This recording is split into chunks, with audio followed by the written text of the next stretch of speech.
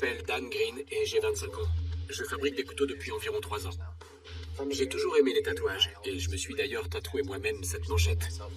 D'une certaine manière, je dirais que c'est un peu mieux que de se faire tatouer par un autre artiste mal aux articulations. Je m'appelle Sean Meadows.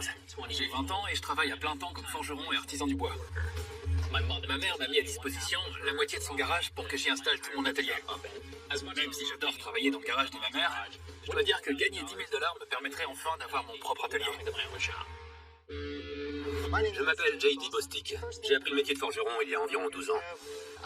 J'ai 2 enfants. Ils s'appellent Kaya. C'est eux qui m'ont poussé à participer aux meilleurs forgerons.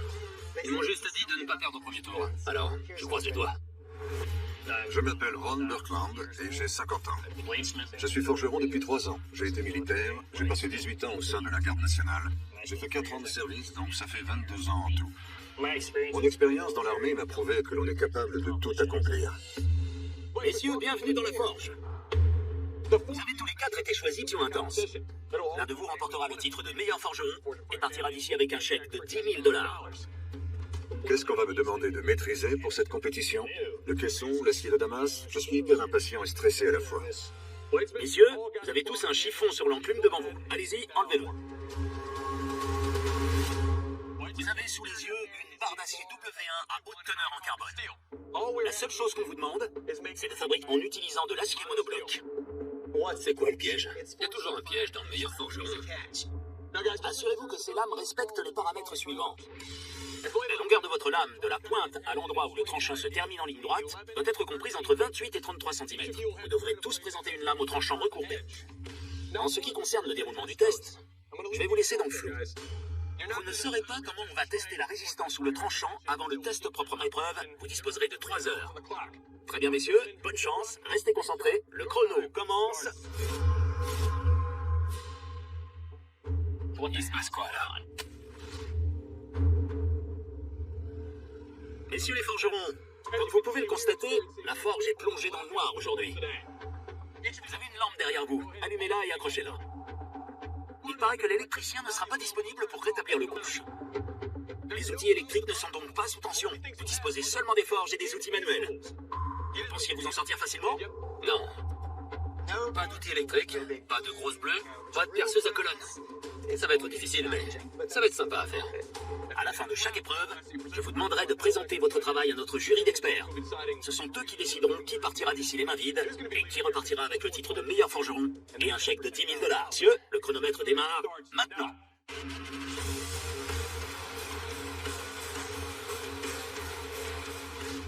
Je dois vraiment surveiller ma montre, parce qu'avec la coupure de courant, l'horloge ne fonctionne plus non plus. Nos candidats n'ont aucune idée du temps qu'il leur reste. On n'a jamais fait de compétition sans électricité. Oui, la seule fois où on a fait quelque chose qui s'en rapprochait, c'était dans une situation de forgeage à froid. Ouais. Et même là, ils avaient généralement des meuleuses d'angle électriques. Ce qui m'inquiète pendant cette compétition, c'est de m'épuiser. Il faut que je fasse attention à ne pas démarrer trop vite, au risque de ne pas arriver à terminer. Beaucoup de forgerons n'apprennent pas comment le métal se déplace sous un marteau et sur une enclume. La plupart des pièces avec lesquelles on commence à travailler sont déjà sous forme de barre. Tout ce que j'ai appris, c'était en regardant des vidéos en ligne. Je me sens un peu désavantagé, mais je vais quand même faire de mon mieux. Il me tarde de voir ce que va donner cette compétition. Mais Dave, on aurait eu l'électricité si tu avais payé la facture. J'ai utilisé de l'acier W1 sur quelques projets. Par contre, je n'ai jamais manipulé autant de W1 et jamais à l'extrême.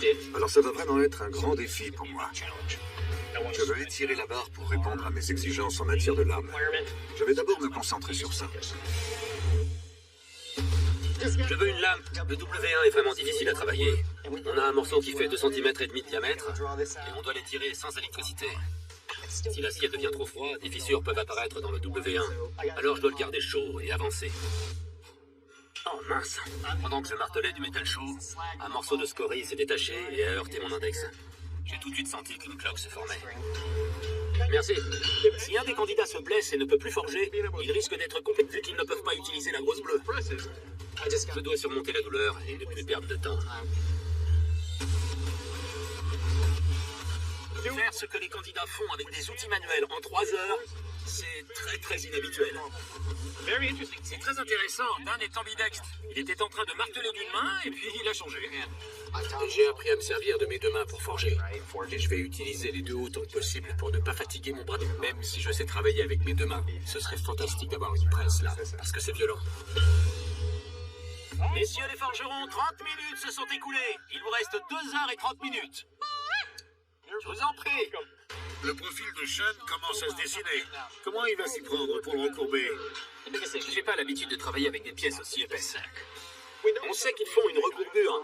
Mais est-ce qu'ils peuvent faire quelque chose pour prendre de l'avance sur... Comme ils n'ont pas d'outils électriques, ils doivent vraiment utiliser toutes les parties de l'enclume. Exactement. Surtout la corne de l'enclume. Il sert justement à faire les recourbures. Ça a de la gueule.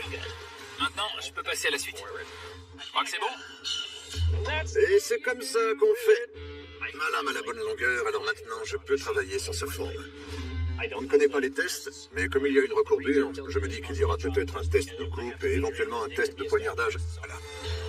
C'est une des épreuves pour lesquelles il est vraiment utile de connaître un grand nombre de formes différentes de couteaux. On peut se demander quelle forme va permettre de déplacer le moins de métal possible en un minimum de temps. Ça prend forme. Ma femme est une grande fan de Doug. Alors je veux essayer de l'impressionner avec ma lame. On doit faire une lame recourbée. Ça avance. Si je donne pas assez de volume, je veux vraiment que Doug dise que mon couteau est sexy. JD a du mal à déplacer l'acier. Certaines lames à la courbe très prononcée bloquent lors des essais de matériaux. Avec cette ampoule sur mon doigt, ça devient difficile. J'ai du mal à tenir le manche. C'est lourd, punaise. Mais il faut continuer malgré tout.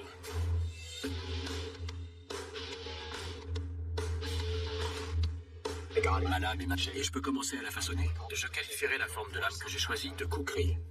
Ça se présente bien. La forme de la lame de Dan est vraiment magnifique. Et il la façonne entièrement à la main. Je suis plutôt satisfait de la forme. Mais il faut que je me dépêche de travailler sur la soie parce que ça va prendre pas mal de temps à concevoir. Quand j'aurai plus de longueur, je pourrai poinçonner. J'ai jamais poinçonné, moi. J'ai toujours percé. Jamais? Jamais. Normalement, il suffit de percer le matériau et c'est super facile. Mais la perceuse à colonne n'est pas alimentée. Alors je dois finir ces poinçons avant de tremper. Parce qu'une fois trempée, la lame sera trop rigide et résistante pour perforer ensuite. Mais heureusement, le poinçonnage de la soie est étonnamment facile. Oh oui, je suis hyper content. Allez ma belle, je travaille sur les biseaux de ma lame. Ça va être très difficile de faire le électrique après la trempe. Je pense que les compétences traditionnelles avec le marteau et l'enclume permettent vraiment de se diversifier, de faire d'autres choses. Ouais. Je suis assez confiant.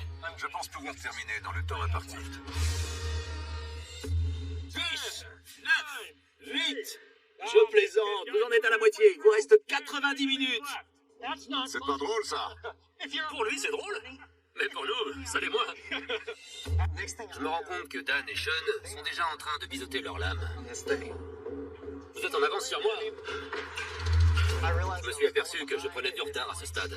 Alors, il fallait que je biseaute cette lame, et vite. Mais j'ai jamais fait ça avant. J'ai donc décidé d'utiliser mon marteau à planer. Ça va être dur pour eux. Ils doivent forger ces biseaux jusqu'au bout. Comme on ne peut pas mener seulement une partie de la pièce, il faut la forger jusqu'au bout. Bien pour biseauter la lame. J'ai l'impression d'avoir rattrapé pas mal de retard en 30 minutes. Et j'en vois la fin. Ça a l'air pas mal. Je suis assez satisfait de mes biseaux, mais je dois maintenant percer des trous. Je suis un peu stressé, j'ai jamais fait ça avant. On va voir comment ça se passe. L'outil qu'il utilise n'est pas fait pour percer du métal chaud. On a des poinçons ronds qui sont spécialement conçus pour faire des trous dans l'acier. Ah mince, trou. Le poinçon s'est cassé. Je suis un peu frustré, mais il faut que j'y arrive, alors je tente avec un autre. Il se casse instantanément. Oh non! Ah, là, il a besoin d'un nouveau poinçon. Alors je prends un troisième poinçon, et celui-là se casse aussi. Je commence à m'énerver un peu. Dan a beaucoup de mal à faire ses trous. Le poinçon est censé traverser le métal. Si je n'arrive pas à percer ces trous, je devrais définitivement quitter la forge. Il y a une panne d'électricité et il n'y a pas d'outil électrique, alors j'essaie de percer ces trous à la main. Et ces poinçons n'arrêtent pas de se casser. Si je n'arrive pas à percer ces trous, je risque d'être éliminé. Je ne vais pas abandonner ou jeter l'éponge. Je vais continuer à frapper ces poinçons jusqu'à ce qu'ils traversent la lame. Ça y est, j'ai enfin réussi à faire passer le poinçon. Je suis soulagé, mais j'ai perdu trop de temps. Messieurs, il vous reste 30 minutes avant la première élimination. Il faut que je mette ma lame dans la trempe et je panique. Ça va le faire. Si la lame se déforme, je n'aurai pas le temps de la réparer. Il reste peu de temps et il faut encore tremper la lame, s'assurer qu'elle est bien droite et limer la lame une fois qu'elle est dure. Ce sera forcément plus dur de déplacer le métal de cette façon, mais on ne peut rien faire si la lame n'est pas trempée. 3 candidats ont fait la trempe. Il manque Dan. Messieurs, il vous reste 15 minutes. Je suis j'ai perdu trop de temps à percer des trous. Alors, je vais tenter de zapper la normalisation pour rattraper mon retard. Ce qui m'inquiète le plus, si je ne fais pas la normalisation, c'est qu'il pourrait y avoir des fissures. Il vous reste 2 minutes. Les 4 lames sont trempées. Celle de Dan est dans l'huile. Il y a une torsion. Je vois une petite torsion à l'extrémité de la lame. Alors je vais essayer de la redresser en tapotant légèrement. Hein, parce que ça pourrait créer des fissures. J'espère que ma décision n'aura pas de graves conséquences. 5, 4, 3, 2, 1. Messieurs, posez vos outils. Le premier tour de cette compétition dans le noir est terminé. Je suis très fier du travail que j'ai accompli en 3 heures, sans presse ni marteau pilon. Mais j'appréhende surtout la critique de quelque chose qui aurait pu m'échapper dans le noir. Messieurs, félicitations. Vous avez réussi à survivre aux 3 premières heures de cette... seulement à la force de vos mains. L'heure de la première critique a sonné. Dan, vous êtes prêts? Tout à fait. Présentez votre travail. Très bien, Dan. Vous avez fait du très bon boulot en travaillant l'acier à la main. Vous êtes bien débrouillé. Mais vous avez précipité le traitement thermique. Je suis inquiet sur ce point. Mais pour le reste, on travaille. Merci. À vous, Sean. Vous êtes prêts? Oui. Présentez votre travail. Votre lame a un beau profil, mais la courbure que vous avez ici devrait être un peu plus harmonieuse pour éviter que la lame reste coincée. Si vous accédez à la deuxième manche, vous devez simplement la peaufiner. Mais dans l'ensemble, c'est du bon travail. Merci. Jenny, vous êtes prêts? Oui, monsieur. Présentez votre travail. Très bien, Jenny, bon travail. Ce qui me pose le plus de problèmes avec votre lame, c'est le profil. Actuellement, il y a un important renflement à l'avant de la lame, la coupe. Le manche est un peu plus haut que le reste. Il a donc tendance à faire reculer la lame dans la main. En revanche, la lame est bien droite. Bon travail. Merci. Pour finir, Ron, vous êtes prêts? Pas le choix. Présentez votre travail. Très bien, Ron. Premièrement, les coups de marteau sont superbes. Maintenant, en ce qui concerne votre recourbure, il y a un renflement proéminent au point que je n'arrive pas à savoir s'il vaut mieux couper avec ce côté de la lame ou celui-ci. J'aimerais que votre recourbure soit un peu plus subtile. Mais dans l'ensemble, bon travail. Messieurs, vous avez tous présenté des lames qui respectaient nos paramètres. Mais dans cette compétition, seuls 3 d'entre vous peuvent accéder au second tour. Nos juges ont pris une décision commune. Le forgeron qui va devoir quitter la forge est... JD, votre lame n'a pas été sélectionnée et Jay va vous expliquer pourquoi. JD, c'était un défi vraiment difficile et on a dû relever les défauts. Demandez plus de travail qu'aux autres forgerons. C'est pourquoi on a décidé de vous éliminer. Je comprends. JD, vous avez prouvé que vous êtes un forgeron talentueux, mais malheureusement, je vais vous demander de bien vouloir quitter la forge. Même si mes enfants m'ont dit de ne pas me faire éliminer au premier tour, je sais qu'ils seront fiers de moi. Une fois chez moi, je ferai bien attention de payer ma facture d'électricité pour ne plus jamais avoir à forger dans l'obscurité. Félicitations! Vous allez ajouter des manches à vos lames pour les transformer en armes parfaitement fonctionnelles. Comme vous le savez, il n'y a toujours pas de courant dans la forge et tous les outils électriques qui s'y trouvent sont hors d'usage. Heureusement pour vous, j'ai dû vous dégoter ceci. Voici des perceuses et des disqueuses sur batterie que vous pourrez utiliser pendant la deuxième manche. On a du matériel électrique maintenant. Oui, perceuse, disqueuse, trop bien. Je suis hyper content. En ce qui concerne les tests, ça reste secret. Ce sera très difficile. Travaillez aussi dur que possible pendant toute la durée de l'épreuve. Messieurs, vous n'avez que 2 heures pour terminer vos armes. Bonne chance, le chrono commence maintenant. On va leur faciliter la tâche en leur donnant des outils électriques.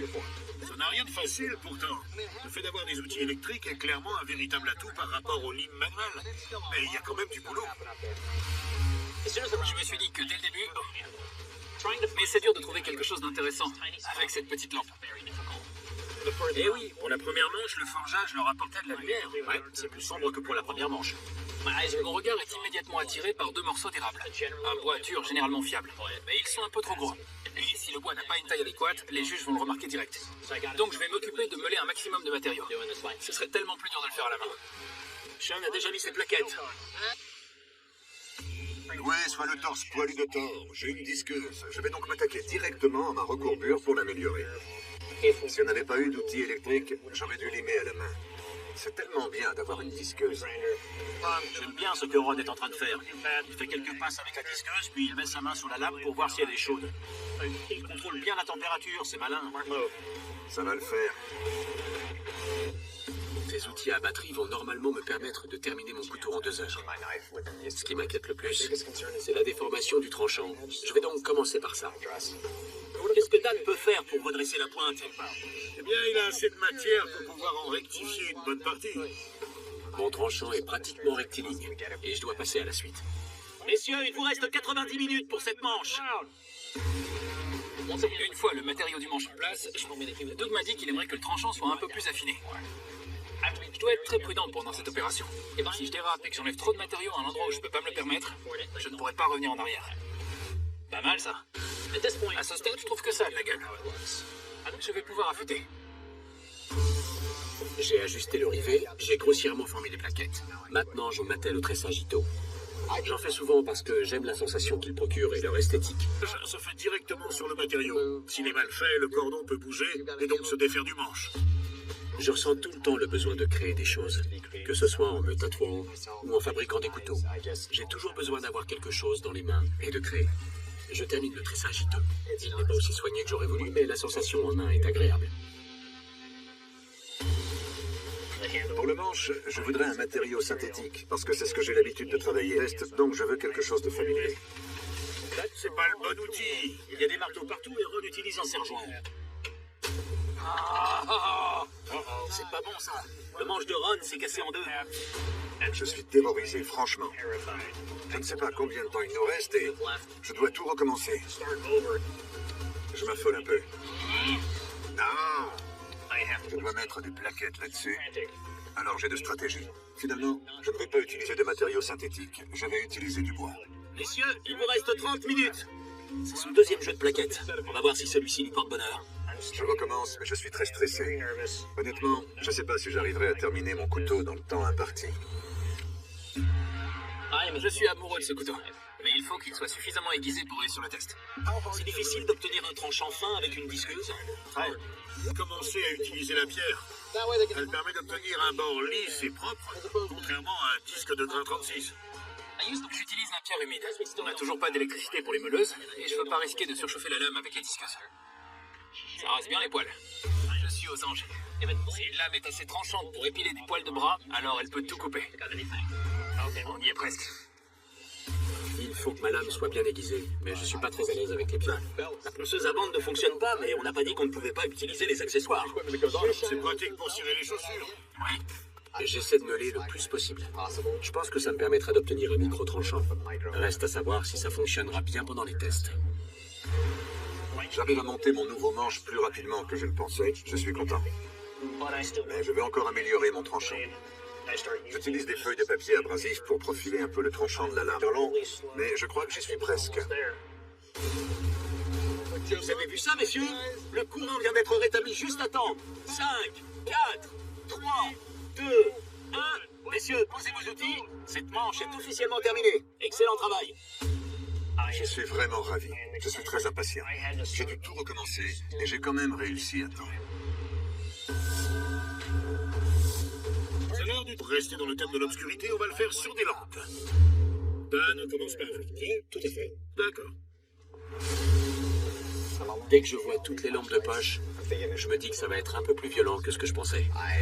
Je sais pas comment ma lame va se comporter.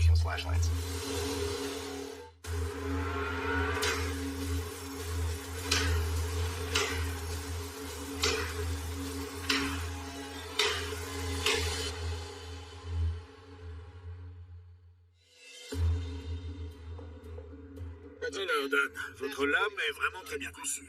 Pour ce qui est de sa tenue, elle est intacte. Le tranchant aussi. Elle s'est peut-être un peu émoussée ici, et il y a une fissure dans la lame. Quand je passe mon ongle de ce côté, je peux la sortir. Le tranchant de la lame s'est légèrement écarté de cette fissure. À part ça, je pense que vous avez fait du bon travail, c'est très bien. Merci. C'est à vous. Prêt? Oui. D'accord. Je peux pas m'empêcher d'être angoissé. Si mon fil de lame s'effrite, je ne sais pas s'il va résister au test de tranchant.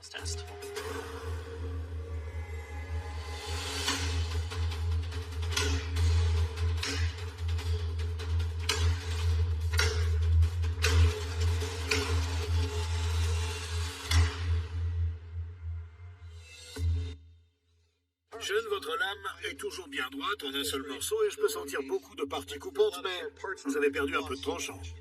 Il y a des parties où je peux passer mon doigt, mais la lame tient le coup. Joli travail. Merci. Ron, vous êtes prêts? Coupez le jet. J'ai cassé mes plaquettes en essayant de les mettre. J'ai peur qu'elles ne survivent pas au test. Faut que j'arrive à passer cette épreuve, sinon je rentre à la maison.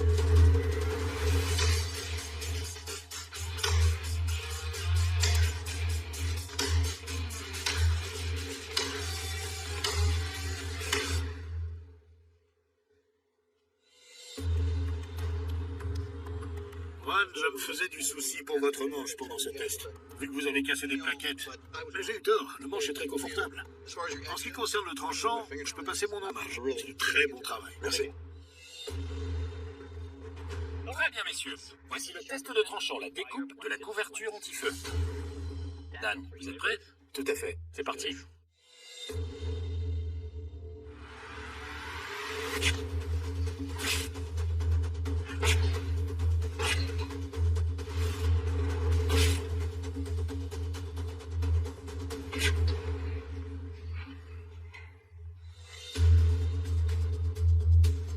Très bien, Dan. Parlons de votre lame. La partie avant est très tranchante, mais la zone où il y a cette petite fissure a produit des coupes irrégulières. Et bien sûr, cette zone juste en dessous du renflement n'a pas permis d'aller au bout de la dernière coupe, parce que le tranchant de la lame était moussé. Mais dans l'ensemble, votre arme peut couper. Sean, à vous prêt? Oui.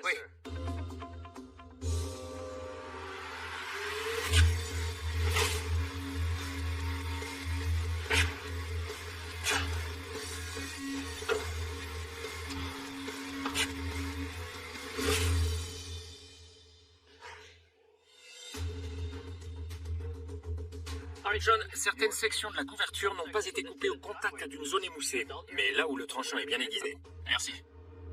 Ron, c'est à vous. On y va? Je suis prêt. C'est parti. Ma femme m'a dit que si j'arrivais à la deuxième manche et que Doug ne me disait pas « votre arme peut couper », alors c'était pas la peine de rentrer à la maison.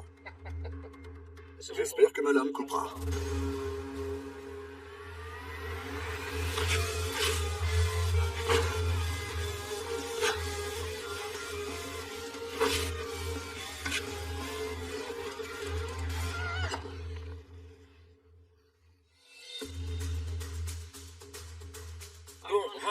Votre tranchant, parce qu'il est abîmé à certains endroits, n'a pas coupé comme un rasoir sur la dernière entaille. Mais pour le reste des coupes, votre arme peut couper.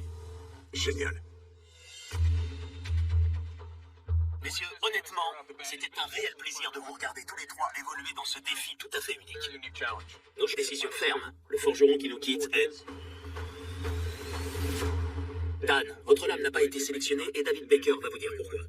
Vous avez conçu et fabriqué à la main une lame magnifique. Je suis impressionné par votre travail. Il me semble que le traitement thermique était trop élevé pour cet acier W1. C'est ce qui a causé cette fissure. On ne retrouve pas ce problème structurel chez les autres concurrents. Dan, vous êtes talentueux. C'était un plaisir de vous observer travailler, mais je vais vous demander de... Merci, Dan. Bien joué, Dan. Je suis tout à fait d'accord avec la décision des juges. J'ai pris beaucoup de plaisir à participer à cette compétition. Je ne suis pas très bon en émouture, mais je me suis bien amusé.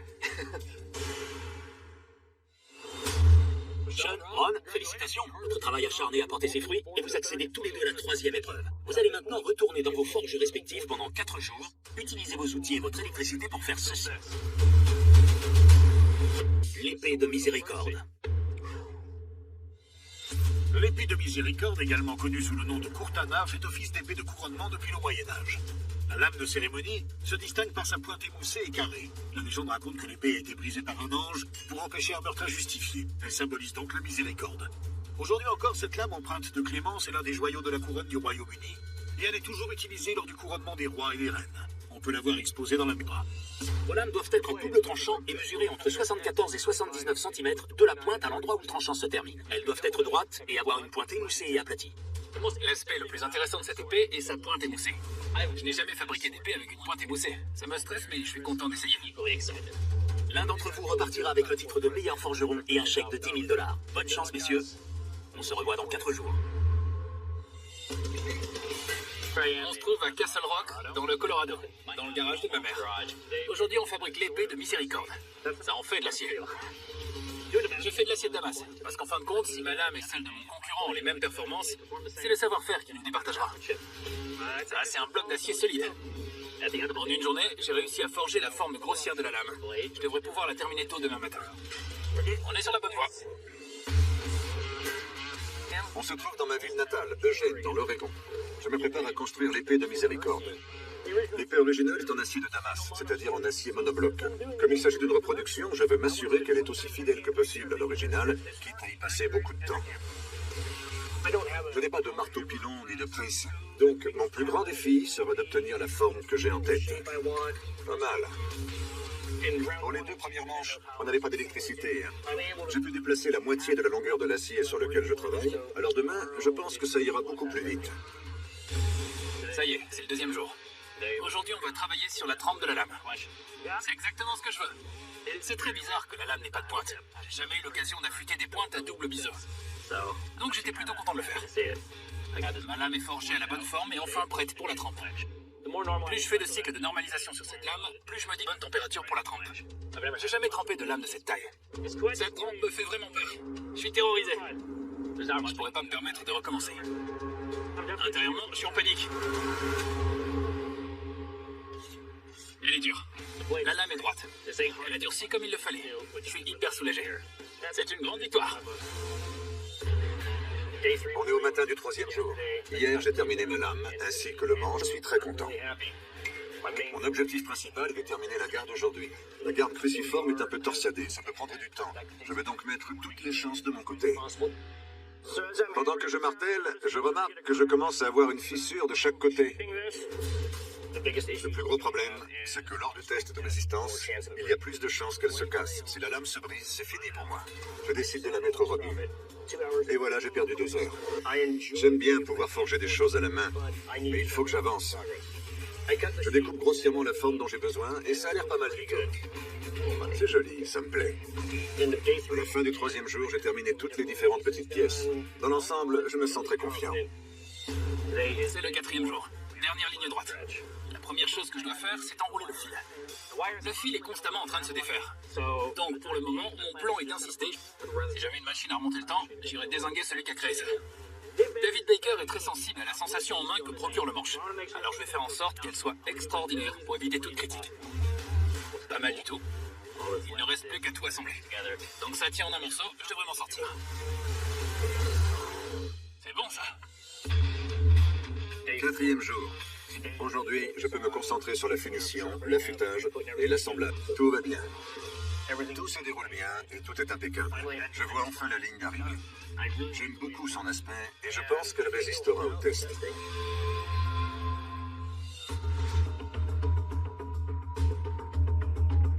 Sean, Ron, ravi de vous revoir. Vous avez eu 4 jours dans vos forges respectives pour construire vos épées de miséricorde. Avant de les tester, j'aimerais que vous nous les présentiez. Ron? Acier 51-60.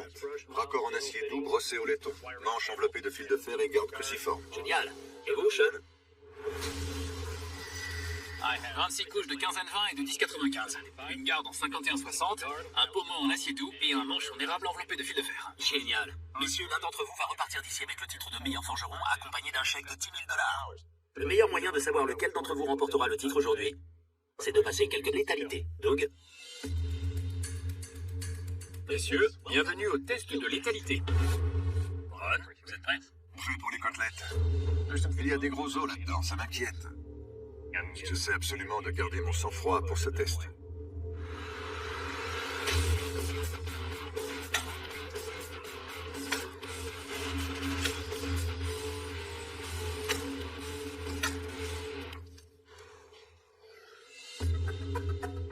Très bien, Ron. Parlons de votre épée de miséricorde.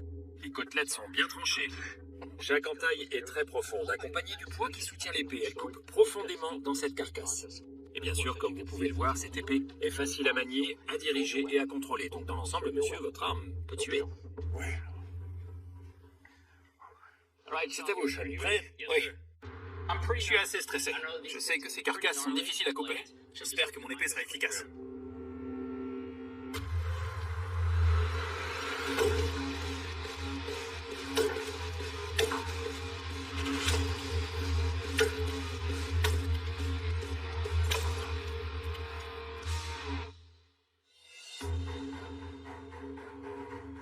Très bien, parlons de votre épée, tiens bien en main. Je peux voir où se trouve le tranchant. Mais malheureusement, votre lame n'est pas très aiguisée. Comme vous pouvez le voir, les premières coupures sont davantage le résultat d'un traumatisme contondant. Mais on voit bien sur les 15 premiers centimètres qu'il y a des endroits tranchants. Et grâce à ça, votre arme peut tuer.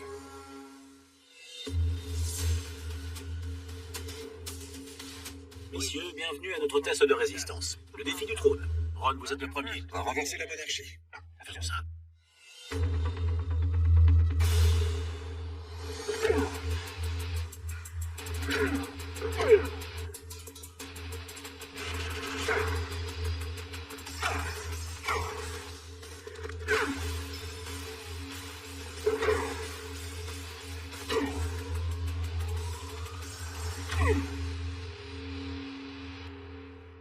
Très bien, Ron, bon travail. Le tranchant est encore intact, mais le choc s'est propagé tout le long de la lame et...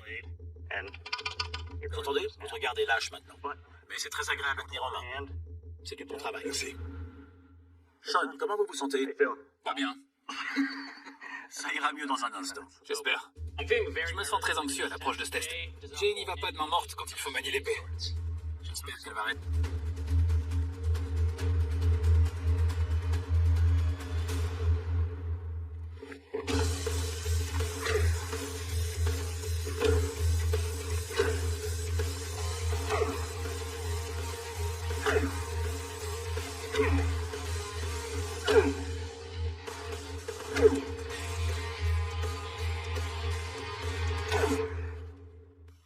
Merci. Très bien, Sean. Tout est en un seul morceau. Vous pouvez en être fier. Votre lame est toujours droite dans ce sens, mais pas dans ce sens. Votre manche n'est pas totalement desserré, mais il est clairement séparé de la base. Mais, comme je l'ai dit, il est en un seul morceau, alors bon travail. Merci. Très bien, messieurs. Il est temps que vos armes sont tranchantes. Voici le test de tranchant sur tapisserie. Vous êtes prêts, Ron? J'espère que ça sera bon. C'est parti alors.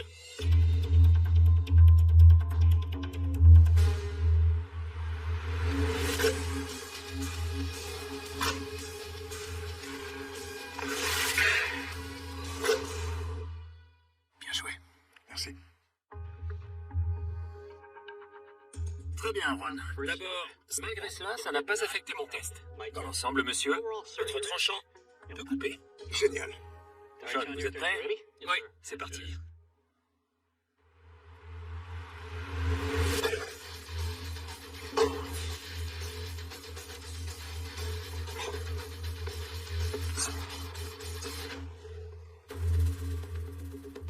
Très bien, Sean. Dans cette zone, il y a des bords tranchants. Sur cette tapisserie a été bien exécutée. Mais quand j'ai fait glisser la lame, elle n'a plus coupé. Mais on a quand même obtenu une entaille. Alors votre arme peut couper. Merci. Messieurs, la compétition a été serrée depuis le début. Et comme vous le savez, un seul d'entre vous peut repartir avec le titre de meilleur forgeron et un chèque de 10 000 $. Nos juges ont délibéré sur vos lames, et je ne vais pas vous laisser dans le noir plus longtemps. Le meilleur Ron, félicitations. Sean, vous vous êtes bien battu, vous êtes talentueux, mais votre arme n'a pas été choisie. Doug va vous dire pourquoi. Sean, félicitations, c'est un beau motif d'amas que vous avez fait. Mais pendant notre test, votre lame s'est déformée et elle n'a pas été à la hauteur dans les tests de létalité et de tranchant. On a donc choisi de vous éliminer. Je comprends. Sean, on espère que vous avez pris autant de plaisir qu'on a eu à vous regarder. Mais je vais vous demander de quitter la faculté. Merci. Bien joué. Merci. Je pensais que ma lame était bien tranchante, mais je me suis trompé. Quand je vais rentrer chez moi, je vais ressortir tous mes couteaux et vérifier qu'ils sont bien tranchants. Ron, félicitations. Vous êtes aujourd'hui le meilleur forgeron. Vous remportez un chèque de 10 000 $. Bravo. Je suis très fier. J'encourage tout le monde à venir tenter l'expérience. Peu importe que vous soyez forgeron rené. Si je peux y arriver à 50 ans, alors vous pouvez le faire à 25 ans.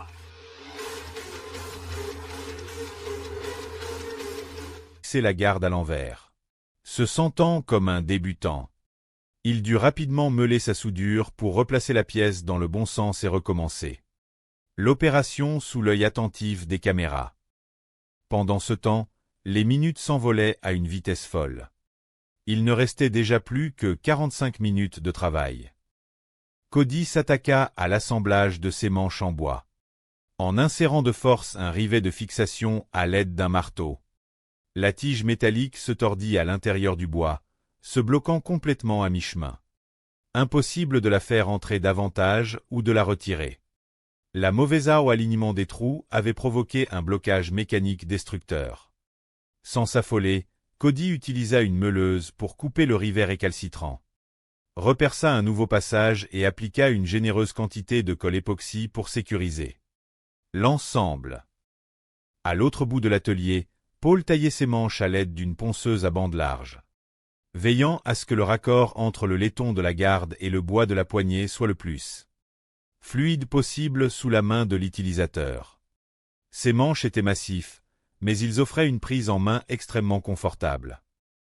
Soudain, un cri de douleur résonna.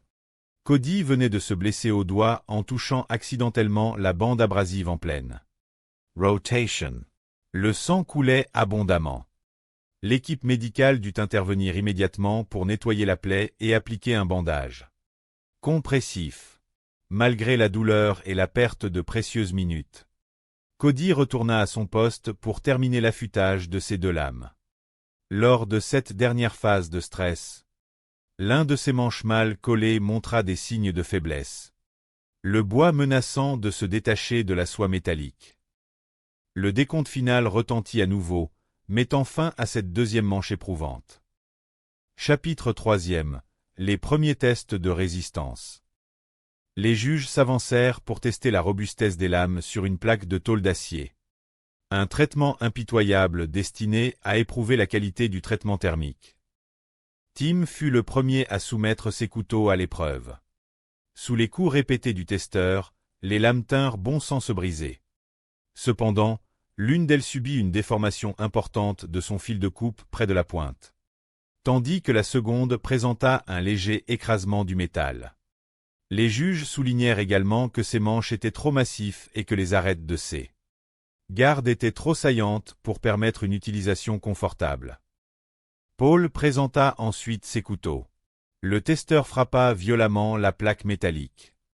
Les lames de Paul résistèrent admirablement bien. Bien qu'un léger émoussement soit apparu sur l'un des tranchants, les pointes restèrent intactes et les manches ne montrèrent aucun signe de jeu. Le travail fut salué comme excellent et hautement fonctionnel. Ce fut enfin au tour de Cody. Malgré ses craintes concernant la solidité de ses poignets mal fixés, ses lames se comportèrent de manière remarquable sur le métal, ne subissant que des dommages insignifiants sur le fil de coupe. Les juges notèrent toutefois que l'extrémité du manche dépassait de manière désagréable dans la paume de la main, nuisant à l'ergonomie générale de l'objet. L'étape suivante consistait à tester le tranchant et la pénétration des armes sur un sac de frappe, rempli de matériaux denses. Les couteaux de Tim traversèrent le sac avec efficacité, prouvant leur capacité de coupe malgré les défauts ergonomiques mentionnés précédemment. Les lames de Paul réalisèrent des coupes profondes et précises, confirmant leur excellente géométrie. Enfin, les couteaux de Cody firent preuve d'un tranchant digne d'un rasoir, tranchant la toile du sac sans le moindre effort et confirmant la qualité de son émoulure. Le jury se réunit pour délibérer. Le choix était difficile car les trois candidats avaient réussi à présenter des armes fonctionnelles, malgré des conditions de travail extrêmes. Après analyse des performances et de l'ergonomie, l'animateur annonça le verdict. Tim, vos couteaux ont montré une belle résistance.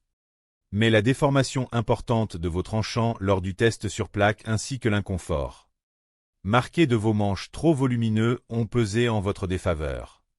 Vous êtes éliminé de la compétition. Tim accepta la sentence avec une grande dignité, affirmant que la forge était toute sa vie et qu'il continuerait à manier le marteau jusqu'à son dernier souffle. Chapitre 4e. L'ultime duel, la 5DA. Paul et Cody se tenaient désormais face à face pour la grande finale. L'animateur dévoila l'arme historique qu'ils allaient devoir forger chez eux, dans leurs propres ateliers, disposant de 4 jours complets pour réaliser ce chef-d'œuvre. Voici la 5DA. Cette épée courte était particulièrement prisée par la noblesse du nord de l'Italie au cours des XVe et XVIe siècles. Son nom, qui signifie 5 doigts, fait référence à la largeur impressionnante de sa lame au niveau de la garde. Sa principale caractéristique réside dans sa forme triangulaire à double tranchant et ses larges. Canelures, Appelese Gutiérrez. Destiné à alléger l'arme tout en conservant sa rigidité pour porter des coups redoutables. Les critères de fabrication imposés étaient d'une précision chirurgicale. La lame devait mesurer entre 66 et 71 cm de longueur. Présenter un double tranchant parfait et comporter un total de 12 gouttières, soit 6 de chaque côté. De plus, la garde devait être incurvée vers la pointe de la lame et le pommeau devait adopter une forme arrondi caractéristique.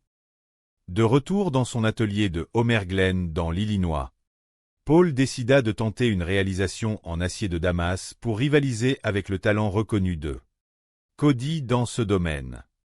Cependant, dès le premier jour, alors qu'il étirait sa trousse d'acier incandescente, une fissure profonde apparut au cœur du métal.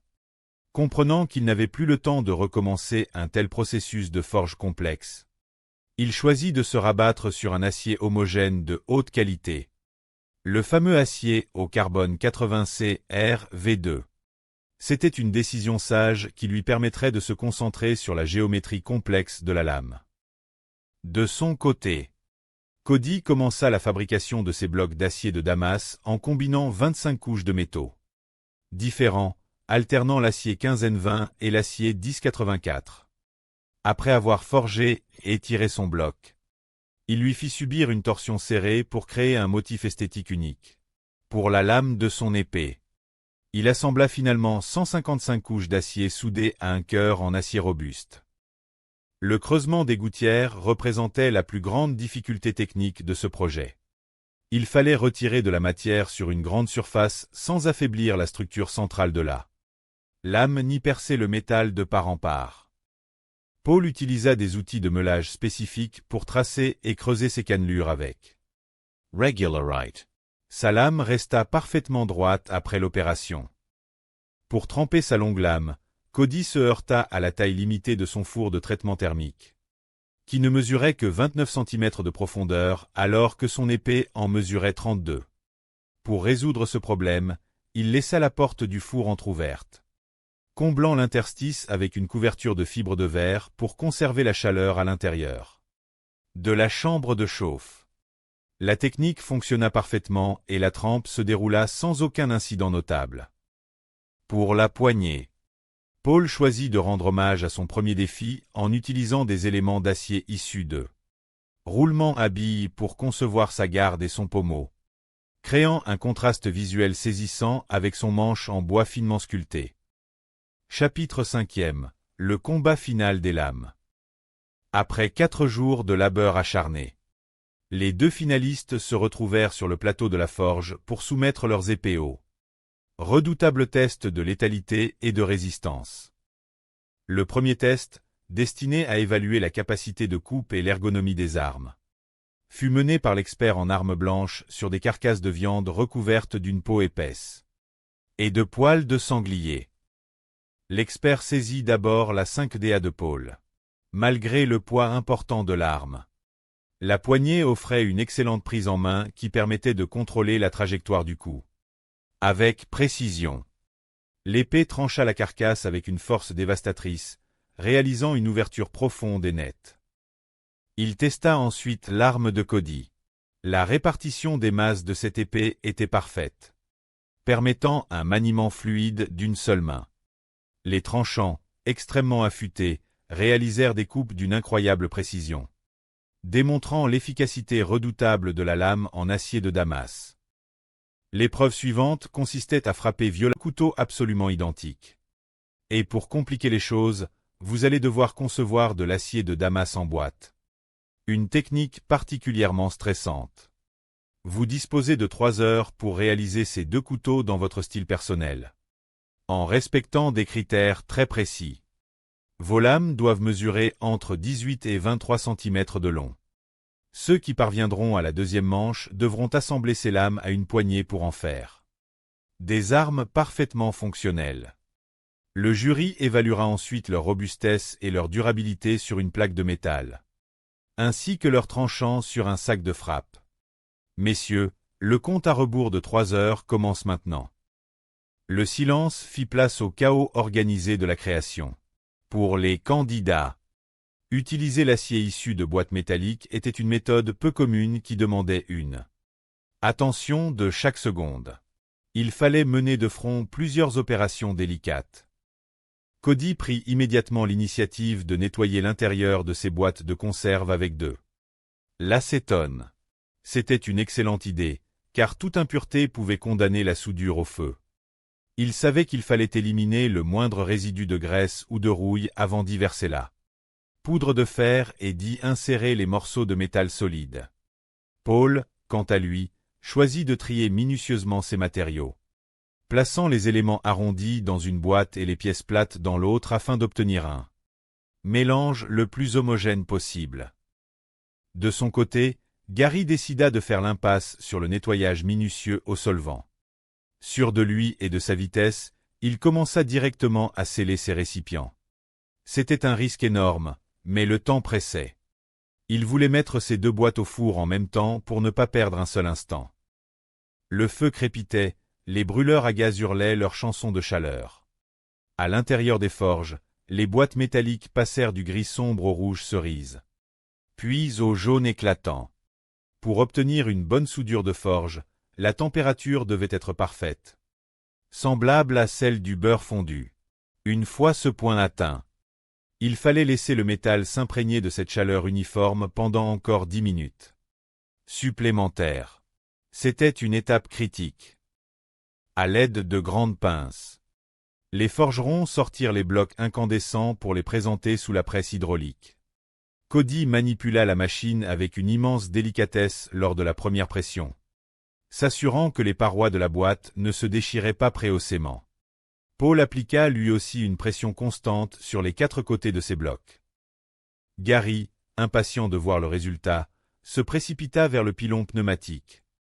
Une machine surnommée le Grand Bleu en raison de sa puissance brute. Mais l'utilisation de cet outil à ce stade était risquée.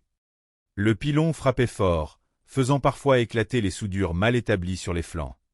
En observant la texture de son acier après les premiers coups, Gary constata avec inquiétude que le bloc ne semblait pas totalement compact.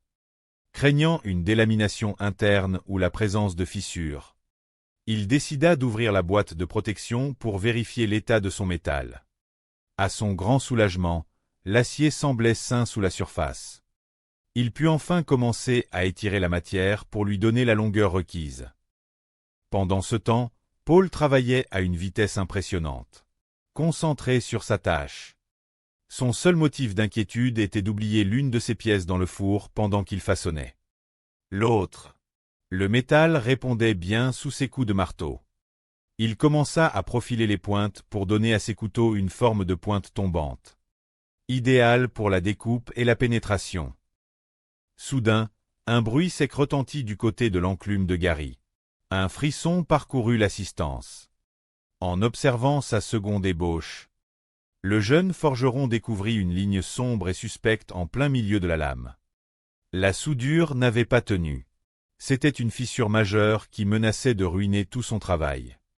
S'il laissait ce vide en l'état, l'acier s'oxyderait de l'intérieur et la lame se briserait lors des tests, entraînant son élimination immédiate. Sans perdre un instant, Gary tenta de combler le vide en y appliquant du flux de soudure pour éliminer les impuretés et tenter une nouvelle soudure de la dernière chance. Le stress montait à mesure que les minutes s'égrenaient. Il ne restait plus que 60 minutes. Les forgerons devaient entamer l'étape cruciale de la trempe. Ce traitement thermique qui donne à l'acier sa dureté légendaire en le refroidissant brusquement. Dans un bain d'huile chaude, Cody plongea sa première lame dans le liquide fumant. En la sortant, il remarqua une légère déviation. Mais il savait qu'il pourrait corriger cette courbure lors des phases de ponçage. Sa seconde lame, quant à elle, sortit du bain parfaitement droite. Pour s'assurer que ces 2 couteaux présentaient un profil rigoureusement identique, Paul utilisa une méthode ingénieuse. Il assembla ces deux lames à l'aide de serre-joints avant de les passer ensemble sur la ponceuse à bande. Cette technique lui permettait de meuler les émoulures de manière parfaitement symétrique. De son côté, Gary tenta le tout en trempant ses lames malgré les défauts de structure interne. Il retint son souffle, guettant le moindre bruit de fissure ou de rupture thermique. Aucun tintement suspect ne se fit entendre. Bien que ses couteaux ne soient pas parfaits, il avait réussi à présenter deux objets finis dans les temps. Le décompte final retentit dans l'atelier. 5, 4, 3, 2, 1. Posez vos outils. La première manche était terminée. Chapitre 2. Le verdict et l'assemblage. Les 4 artisans déposèrent leur création sur la table de présentation. Les jurés s'avancèrent pour examiner le travail accompli sous la pression du chronomètre. L'évaluation commença par les pièces de Tim, qui s'étaient joints à la compétition avec beaucoup d'ardeur. Les juges soulignèrent quelques légères irrégularités sur les émoulures de ses couteaux, mais saluèrent l'épaisseur généreuse qui lui permettrait de corriger ces petits défauts par là. Ce fut ensuite au tour de Paul de présenter ses œuvres. Les jurés apprécièrent la ressemblance frappante entre les deux couteaux et validèrent la solidité de son acier de Damas. Les émoulures étaient propres, même s'il restait encore un travail de finition à accomplir. Cody reçut des éloges mérités pour la rectitude et la régularité de ses lames. Malgré quelques imperfections mineures de surface, l'ensemble dénotait une excellente maîtrise technique. Enfin, Gary présenta ses couteaux. Les juges repérèrent immédiatement les zones de délamination visibles sur les flancs et le dos des lames, signes extérieurs d'un manque de fusion intime du métal. De plus, les profils des deux objets présentaient des différences notables de longueur et de géométrie. Après une brève délibération, le couperet tomba. L'animateur prit la parole pour annoncer la décision du jury. « Gary, vous avez fait preuve d'une belle détermination. Mais vos lames ne sont pas identiques et présentent des défauts de structure majeurs qui demanderaient trop de travail pour être corrigés. Vous êtes éliminé de la compétition. » Le jeune homme accepta la décision avec philosophie, saluant ses camarades avec un grand sourire. Il déclara qu'il était fier d'avoir pu se mesurer à de tels talents et qu'il était heureux d'avoir rencontré d'autres passionnés de forge qui partageaient son amour pour les objets tranchants. Pour les 3 candidats restants, le répit fut de très courte durée. Félicitations, vous êtes qualifiés pour la 2e manche. Vous allez maintenant devoir corriger les défauts signalés par les juges et monter une garde ainsi qu'une poignée sur chacun de vos 2 couteaux pour en faire des armes complètes. Vous disposez de 2 heures pour réaliser cette tâche herculéenne. Le temps commence maintenant. Fabriquer 2 gardes et 2 poignées ajustées en seulement 2 heures relevait presque de l'impossible. Les forgerons se ruèrent vers les établis. Paul choisit d'utiliser du laiton et de l'acier inoxydable pour ses montures. Il commença à découper ses blocs de laiton, utilisant une perceuse à colonne pour percer une série de trous rapprochés avant d'évider la fente, destinée à recevoir la soie de la lame. Cody, quant à lui, rencontra de grandes difficultés pour ajuster sa garde en acier sur la soie de son premier couteau. Voyant que la pièce ne tenait pas correctement en place, il prit la décision radicale de la souder directement à la base de la lame. C'était une solution de secours risquée, car la chaleur intense de la soudure à l'arc pouvait détruire le traitement thermique de la lame à cet endroit précis. Pour ajouter à sa frustration, après avoir terminé sa soudure, il réalisa avec effroi qu'il avait fixé 38 cm de longueur, doté d'une pointe en bec d'oiseau et d'une largeur minimale de 8 cm à sa base. L'arme devait également comporter des rongeages profonds sur les 2 faces pour l'alléger, ainsi qu'une garde et un pommeau robuste.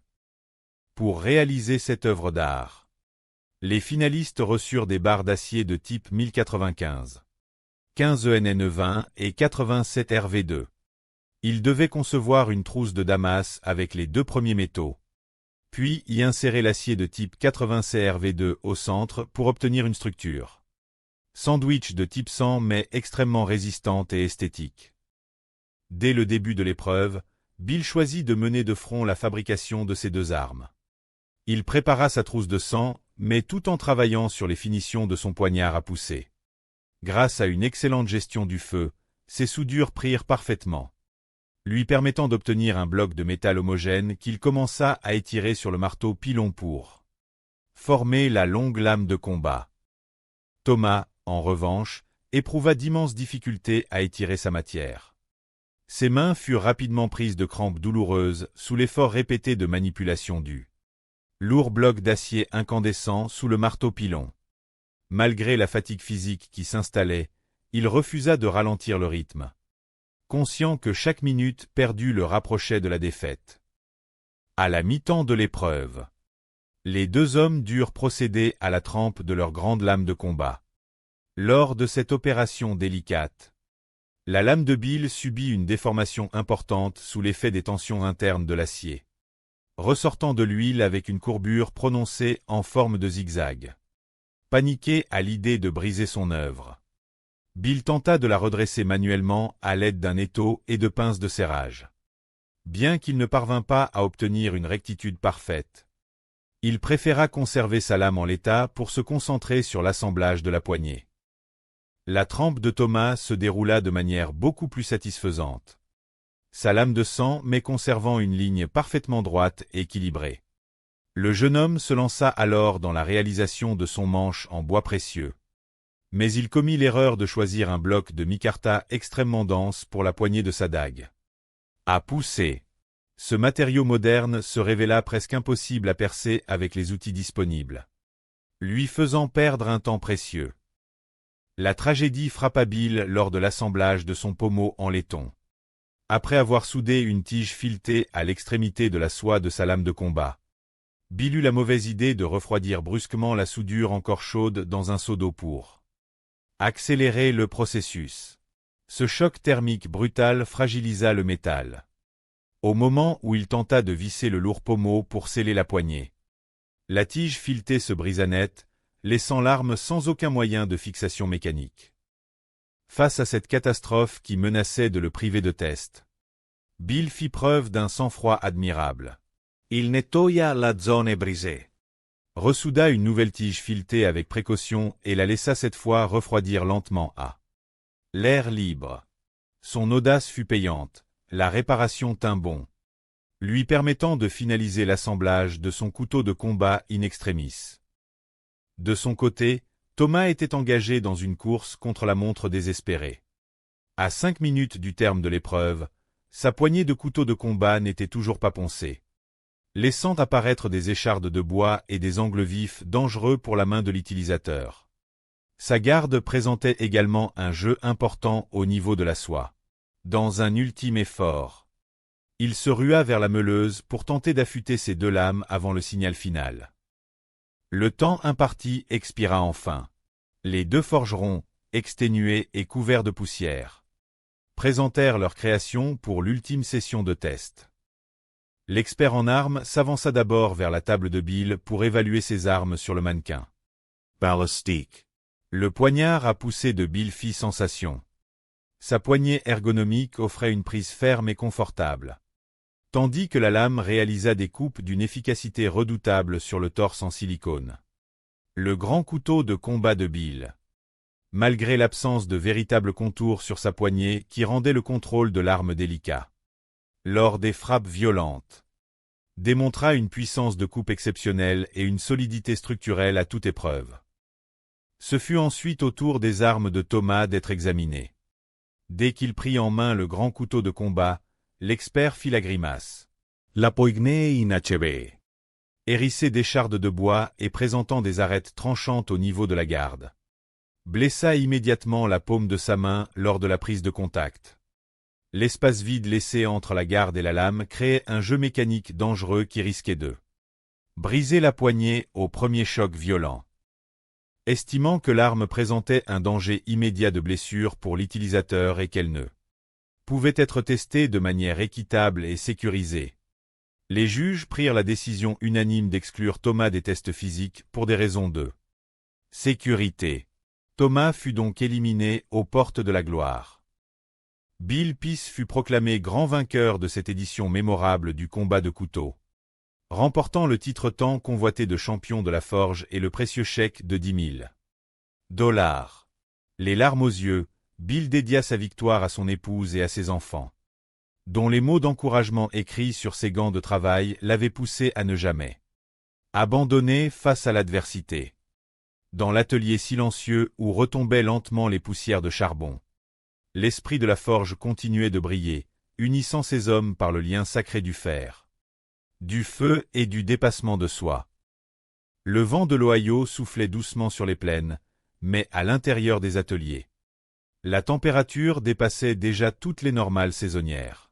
Pour des hommes comme Paul Raspe, l'électricité et le métal n'étaient pas de simples matières d'étude, mais les véritables fils conducteurs de toute une existence. À 42 ans, Paul affichait le calme olympien de ceux qui ont passé une grande partie de leur vie à travailler pour l'administration nationale de l'aéronautique et de l'espace, la célèbre agence spatiale américaine. Ingénieur électricien de formation et forgeron amateur par passion, il aimait analyser chaque phénomène physique, chaque courbe de température et chaque réaction thermique. Lorsqu'un collègue lui avait demandé un jour comment il comptait s'en sortir face aux défis les plus fous, Paul avait simplement souri. Son ami lui avait répondu qu'un véritable artisan n'avait besoin que d'un briquet et d'un couteau, forgé à partir d'un vieux garde-boue pour accomplir des miracles. C'était cette philosophie de la débrouillardise et de la précision technique qui l'avait mené aujourd'hui sous les projecteurs de la plus grande compétition de forge. Face à lui se tenait Cody Adelson, un jeune homme de 29 ans dont l'enthousiasme était contagieux. Forgeron amateur depuis seulement 2 ans. Cody avait pourtant brûlé les étapes en contactant directement Tyler Akbar, le prestigieux vainqueur du tournoi de l'armée. Tyler lui avait transmis les secrets du feu et de la déformation de l'acier. Pour Cody, cet artisanat exigeant était une école d'humilité qui lui montrait chaque jour l'immensité de ce qu'il lui restait à apprendre. À leur côté, Gary Riemann, 23 ans, représentait la fougue de la jeunesse alliée à une expérience déjà solide de 5 années passées près des braises. Pour Gary, la forge était synonyme de camaraderie et d'expérimentation joyeuse. Quand il s'y retrouvait avec ses amis, l'atelier se transformait en un véritable bazar créatif. Il aimait répéter avec humour que tous les forgerons qu'il connaissait étaient au fond de grands passionnés d'informatique et de culture imaginaire, des marginaux fiers de leur art. Soudain, une voix résonna dans l'immense hangar de briques et de métal, rompant le murmure des souffleries. L'animateur s'avança vers les 4 candidats alignés derrière leurs enclumes respectives. « Mesdames et messieurs, bienvenue à la forge. Vous avez tous les 4 choisi de participer à la plus grande compétition de forge. Cette aventure se déroulera en 3 manches bien distinctes. À la fin de chaque étape, l'un d'entre vous sera éliminé par notre jury d'experts. Ce sont eux qui décideront qui mérite le titre de meilleur forgeron et repartira avec un chèque de $10 000. Je sais que vous êtes prêts, alors commençons sans plus attendre. Forgeron, vos enclumes sont recouvertes d'un tissu. Vous pouvez maintenant le retirer. Le geste fut collectif.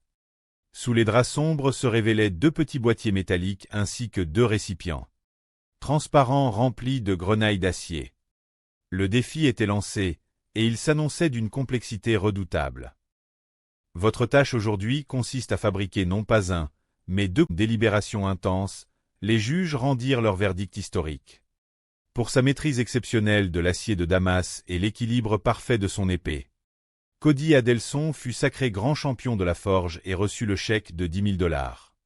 Paul accepta la décision avec une grande noblesse d'âme, se déclarant honoré d'avoir pu mesurer son travail à celui de Cody et fier d'avoir réalisé une arme aussi remarquable. La vie de la grande forge ne s'arrêtait jamais. À peine les braises du précédent duel s'étaient-elles éteintes qu'une nouvelle aventure se préparait. Sous le nom de combat de couteau. Pour cette épreuve inédite, 4 nouveaux forgerons talentueux firent leur entrée dans l'arène. Chacun muni d'une arme d'exception forgée à domicile dans le secret de leur atelier. Le premier était Bill Peace, un amateur passionné originaire de l'Ohio.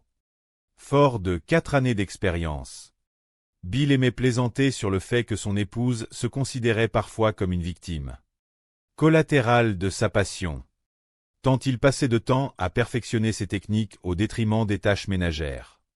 Pour ce concours, il avait apporté une superbe lame en acier de Damas de 160 couches dotée de mitrans, laiton, qu'il avait baptisé du nom de Saint-Ori. À ses côtés se tenait Rhys, le plus jeune de la compétition, âgé de seulement 18 ans. Ayant découvert l'art de la forge à l'âge de 15 ans à travers une vidéo sur Internet, Rhys avait tout appris par lui-même, faisant preuve d'une curiosité et d'une persévérance hors du commun pour son âge. Il avait choisi de présenter une machette robuste, forgée à partir d'un ressort à lame dont il espérait que l'acier de type 50 et 160 tiendrait toutes ses promesses lors des tests de force. Thomas Franklin, un homme de 34 ans passionné de cuisine, était le troisième concurrent. Forgeron depuis 3 ans, Thomas avait commencé son parcours après que son épouse lui eut suggéré de fabriquer ses propres couteaux de cuisine. Pour cette compétition, il avait réalisé un couteau élégant en acier au carbone de type 1070, orné de rivets en maillechort et d'une finition brute de forge sur le plat de la lame. Enfin, Carrie O'Connor, 45 ans, fermait la marche. Professeur d'arts martiaux et forgeron amateur depuis 4 ans, Carrie comptait sur sa discipline mentale et sa gestion du stress pour aborder sereinement la compétition. Sa création était un kinjal géorgien traditionnel en acier de type 50-200, doté d'un manche en séquoia finement sculpté. Le présentateur accueillit chaleureusement les 4 hommes et leur présenta le jury d'experts, composé de David Baker, le maître forgeron historique, Jay Nilsson, l'intrépide testeur, et Doug Marcheda, le spécialiste de l'efficacité des armes. Pour cette première étape éliminatoire, les armes apportées par les candidats allaient être soumises immédiatement à un test d'une violence rare, la découpe d'un bloc de glace massif. Jay Nilsson prit en main le couteau de Bill pour effectuer les premières frappes. Sous l'impact répété du métal contre la glace solide, la lame de Bill tint bon, conservant toute sa rectitude sans subir de déformation notable du fil.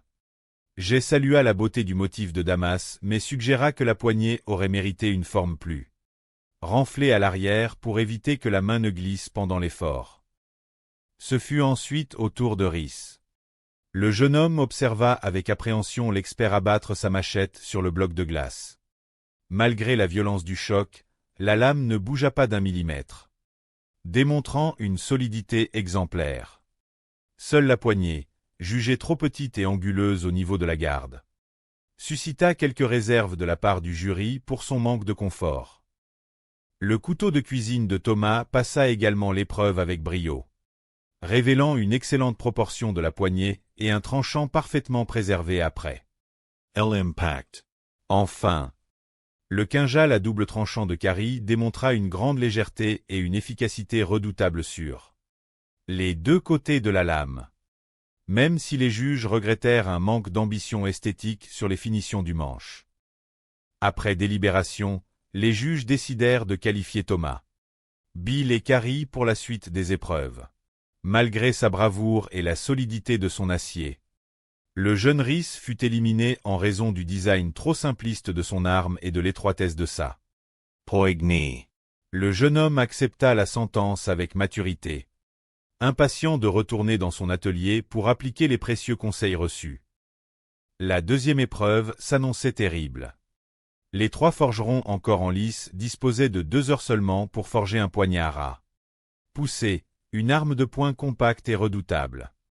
Les critères de fabrication imposaient une longueur de lame comprise entre 10 et 12 cm, en ligne droite depuis la pointe jusqu'à la garde, un profil à double tranchant avec une pointe centrée, et l'obligation d'effectuer la trempe avant la fin du temps réglementaire. Pour pimenter le défi, les candidats durent utiliser des barres d'acier de type 1095 et 15 NN20 fournis sur place pour composer un acier de Damas improvisé. Réaliser une trousse de Damas et façonner un poignard en si peu de temps était un exercice au limite de l'impossible. Dès le départ de l'épreuve, Thomas fit preuve d'une grande organisation. Issu du monde de la restauration, il savait gérer la pression des horaires serrés. Il nettoya méticuleusement ses plaques d'acier pour éliminer toute trace d'oxyde de fer avant de les assembler pour la soudure au feu, conscient que la moindre impureté empêcherait la fusion des métaux. Bill, en revanche, fut victime de son enthousiasme. Ayant empilé une trop grande quantité d'acier pour sa trousse, il se retrouva avec un bloc 3 fois trop lourd à manipuler sous la presse hydraulique. Sentant le temps lui échapper, il commença à paniquer. Lors de la première pression à haute température, sa trousse se fissura et s'ouvrit en deux. Accablé par ce coup du sort, Bill dut appliquer d'urgence du flux de soudure et réintroduire le bloc dans le four pour tenter de sauver sa matière. Carrie, de son côté, opta pour un Damas torsadé. Une technique rapide qui offrait de superbes motifs visuels mais qui comportait des risques élevés d'inclusion interne si la torsion était mal maîtrisée. Il travailla avec célérité, parvenant à former son ébauche en un temps record. La principale difficulté de cette arme résidait dans la conception de sa poignée en forme de T. Contrairement aux poignées traditionnelles, le poignard à pousser nécessitait une soie cachée insérée perpendiculairement dans le matériau de la poignée. Thomas décida d'étirer une large soie pour y loger une garde intégrée. Une solution élégante mais gourmande en temps de meulage. À 30 minutes de la fin, la panique s'empara de l'atelier. Les candidats se ruèrent sur les meuleuses pour réaliser les émoutures triples ou quadruples. Caractéristique de ces dagues. Gary, le technicien de plateau qui assistait les candidats, vit Thomas se blesser légèrement au doigt lors d'une fausse manipulation sur la meuleuse. Mais le forgeron refusa de s'arrêter, poursuivant son effort dans un bruit de métal strident. L'étape de la trempe fut franchie in extremis par les 3 hommes. Bill réalisa sa trempe à très haute température avec succès, sa lame ressortant parfaitement droite de l'huile. Thomas et Carrie parvinrent également à figer la structure de leur acier juste avant le coup de sifflet final. Lors de la présentation des ébauches, les juges examinèrent les pièces avec sévérité. La dague de Carrie présentait un superbe motif torsadé et une pointe très agressive. Mais la disposition trop large des passages de doigts sur la poignée fut jugée dangereuse pour l'utilisateur en cas d'impact réel. L'œuvre de Thomas fut saluée pour la beauté de ses émoutures et la propreté de sa soie. Enfin, le projet de Bill, bien que solide, manquait cruellement d'émoutures définies. Ressemblant davantage à un morceau de métal plat qu'à une véritable lame tranchante. Après une longue délibération, les juges décidèrent d'éliminer Carrie. Malgré la beauté de son acier de Damas, les lacunes ergonomiques de sa poignée et le volume trop important du manche par rapport à la lame constituaient des défauts rédhibitoires pour la sécurité de l'arme. Carrie quitta la compétition avec élégance, heureux d'avoir pu réaliser son rêve d'enfant en foulant le sol de cette forge mythique. La grande finale du combat de couteau opposait désormais Thomas et Bill. Pour cette ultime confrontation de 6 heures, ils allaient devoir achever leur poignard à pousser défectueux mais aussi fabriquer une réplique fidèle d'une arme de combat d'exception créée par le célèbre forgeron Colin Sage. Ce grand couteau de combat se caractérisait par une lame imposante mesurant entre 43 et 40 des éloges chaleureux pour la solidité de son acier et la grande similitude de ces 2 couteaux. Cody impressionna le jury par la rectitude et la fluidité de ses lignes, malgré quelques imperfections mineures en surface. Enfin, Gary dut présenter ses œuvres. Bien qu'il ait réussi à sauver ses lames de la catastrophe, les juges repérèrent immédiatement des zones de délamination non soudées sur les flancs et le dos des couteaux, ainsi qu'une différence notable de profil entre les 2 pièces. Malgré son courage et sa bonne humeur communicative, Gary fut désigné pour quitter l'aventure. Ses concurrents lui serrèrent chaleureusement la main, saluant son esprit sportif. Gary quitta la forge la tête haute, ravi d'avoir pu vivre son rêve et de s'être mesuré à des artisans aussi talentueux. La deuxième manche s'ouvrit immédiatement pour les 3 candidats restants. Le défi qui les attendait était de taille. Ils disposaient de 2 heures seulement pour corriger les défauts de leurs lames, concevoir et installer 2 gardes et réaliser 2 poignées complètes afin de rendre leurs armes. Parfaitement Operationals. Pour Paul, la fabrication de la garde fut l'occasion de démontrer son savoir-faire technique. Il choisit d'associer l'acier inoxydable et le laiton, coupant et forant le métal avec une grande précision. Cody, de son côté, rencontra rapidement des difficultés pour ajuster la garde sur la soie de sa lame. Pris par le temps, il prit la décision risquée de souder la garde directement sur l'acier. Si cette méthode assurait une fixation rapide, elle présentait le danger d'annuler le traitement thermique de la lame à cause de la chaleur de la solder. Pour couronner le tout, dans la précipitation, Cody réalisa qu'il avait soudé sa garde à l'envers. Accablé par cette erreur de débutant, il dut tout démonter pour réparer sa bévue sous le regard inquiet des spectateurs. Pendant ce temps, les minutes s'égrenaient impitoyablement. Paul traçait déjà les contours de sa future poignée sur un bloc de bois noble, perçant des trous précis pour y insérer la soie. Lorsqu'il assembla le tout, il s'aperçut qu'il lui manquait 2 centimètres pour atteindre la garde. Faisant preuve d'adaptabilité, il ajouta une rondelle métallique décorative pour combler l'espace, sauvant ainsi l'esthétique et la structure de sa poignée. À 45 minutes de la fin, Cody tenta d'ajuster les rivets de sa première poignée.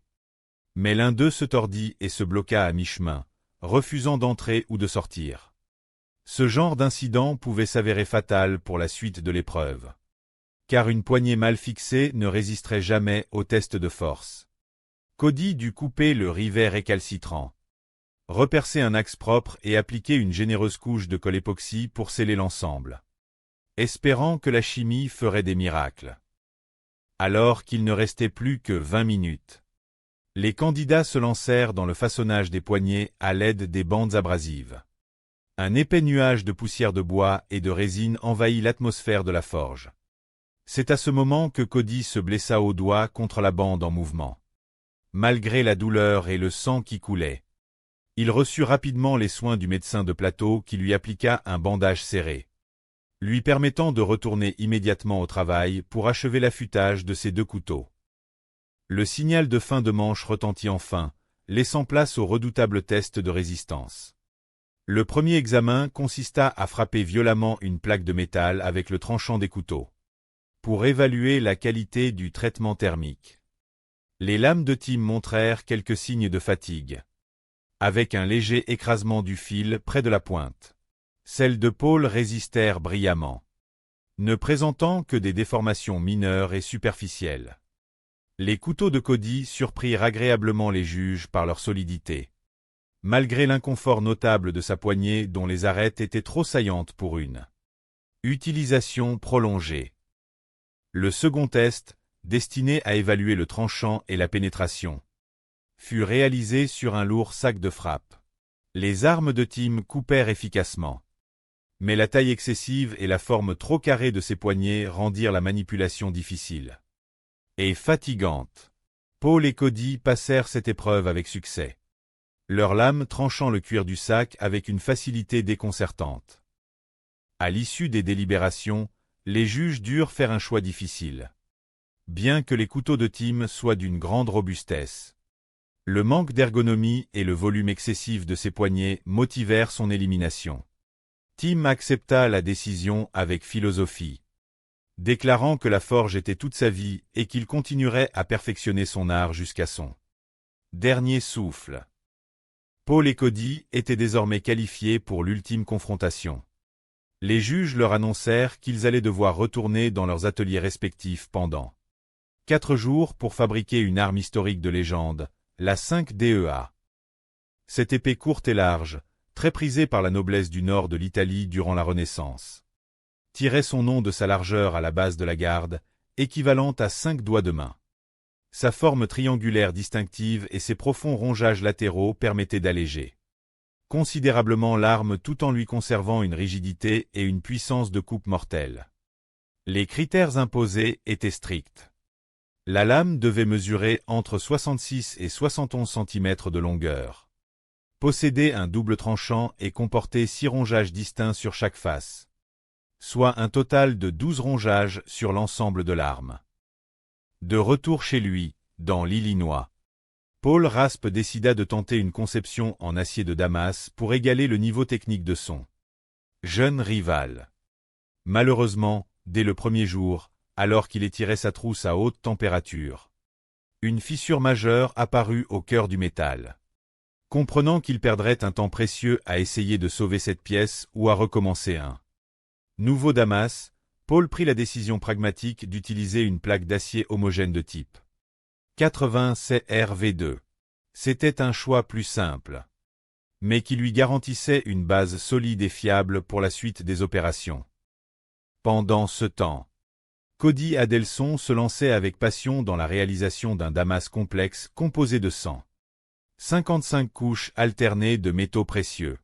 Il passa de longues heures à chauffer, plier et torsader son acier pour obtenir un motif visuel spectaculaire. Le deuxième jour fut consacré au forgeage de la forme triangulaire et à la réalisation délicate des 12 rongeages. Cette étape exigeait une précision absolue, car un coup de meule trop profond risquait de percer la lame ou de créer des points de faiblesse structurels. Cody utilisa des guides spécifiques pour creuser des canaux réguliers le long de sa lame avant de passer à l'étape critique de la trempe. Son four personnel étant trop court pour accueillir la totalité de la longue lame. Il dut ruser en installant une barrière thermique en fibre de verre pour contenir la chaleur à l'entrée du foyer, après quelques ajustements pour éviter les déperditions thermiques. La trempe fut réalisée avec succès, sans aucune déformation ni fissure suspecte. Au 4e jour, les 2 finalistes mirent la touche finale à leurs armes. Paul avait conçu une poignée magnifique intégrant des éléments de ses couteaux de la première manche, notamment des roulements à billes visibles à travers le manche en acier et une garde sculptée d'une grande elegance, fidèle à la tradition historique. Il veilla à ce que la largeur de sa lame respecte parfaitement les dimensions d'une main humaine. Cody, de son côté, assembla sa poignée en utilisant un bois précieux et une garde en damas assortie à la lame, créant un ensemble d'une grande harmonie visuelle. Le jour du jugement final arriva. Les 2 magnifiques 5 DEA furent présentés aux jurés qui saluèrent le travail exceptionnel accompli par les 2 artisans pour tester la létalité et la maniabilité des armes. L'expert en armes blanches s'avança pour effectuer le test de coupe sur des carcasses de viande recouvertes d'une peau épaisse. L'épée de Paul, bien que légèrement lourde vers l'avant, offrait une excellente prise en main et réalisa des coupes d'une profondeur impressionnante. Celle de Cody se révéla extrêmement équilibrée et agile, permettant des mouvements rapides et précis d'une seule main. Le test de résistance fut ensuite mené sur des peaux en argile très dense. Les 2 épées brisèrent les récipients en 1000 morceaux sans subir le moindre dommage sur leurs tranchants respectifs, prouvant ainsi la qualité irréprochable de leur traitement thermique. Enfin, le test ultime de pénétration sur un mannequin balistique confirma la puissance dévastatrice des 2 armes. Les coupes de Paul étaient d'une violence inouïe, tandis que celles de Cody, d'une finesse d'écriture remarquable, démontrèrent un tranchant digne d'un rasoir. Cet apprentissage intensif avait révélé à Cody non seulement les mystères de l'acier, mais aussi sa propre capacité à surmonter les obstacles avec humilité et détermination. Le 3e homme de ce quatuor était Gary Riemann, un jeune homme de 23 ans débordant d'énergie. Malgré son jeune âge, Gary pratiquait déjà l'art de la forge depuis 5 ans. Pour lui, la forge était synonyme de camaraderie et de joyeux désordre. Lorsqu'il se retrouvait dans son atelier avec ses amis, l'endroit se transformait en un véritable bazar où fusaient les rires et les théories scientifiques les plus folles. Gary aimait à répéter que tous les forgerons qu'il connaissait étaient au fond de grands passionnés, des esprits curieux et un peu excentriques qui trouvaient leur bonheur dans la création d'objets tranchants.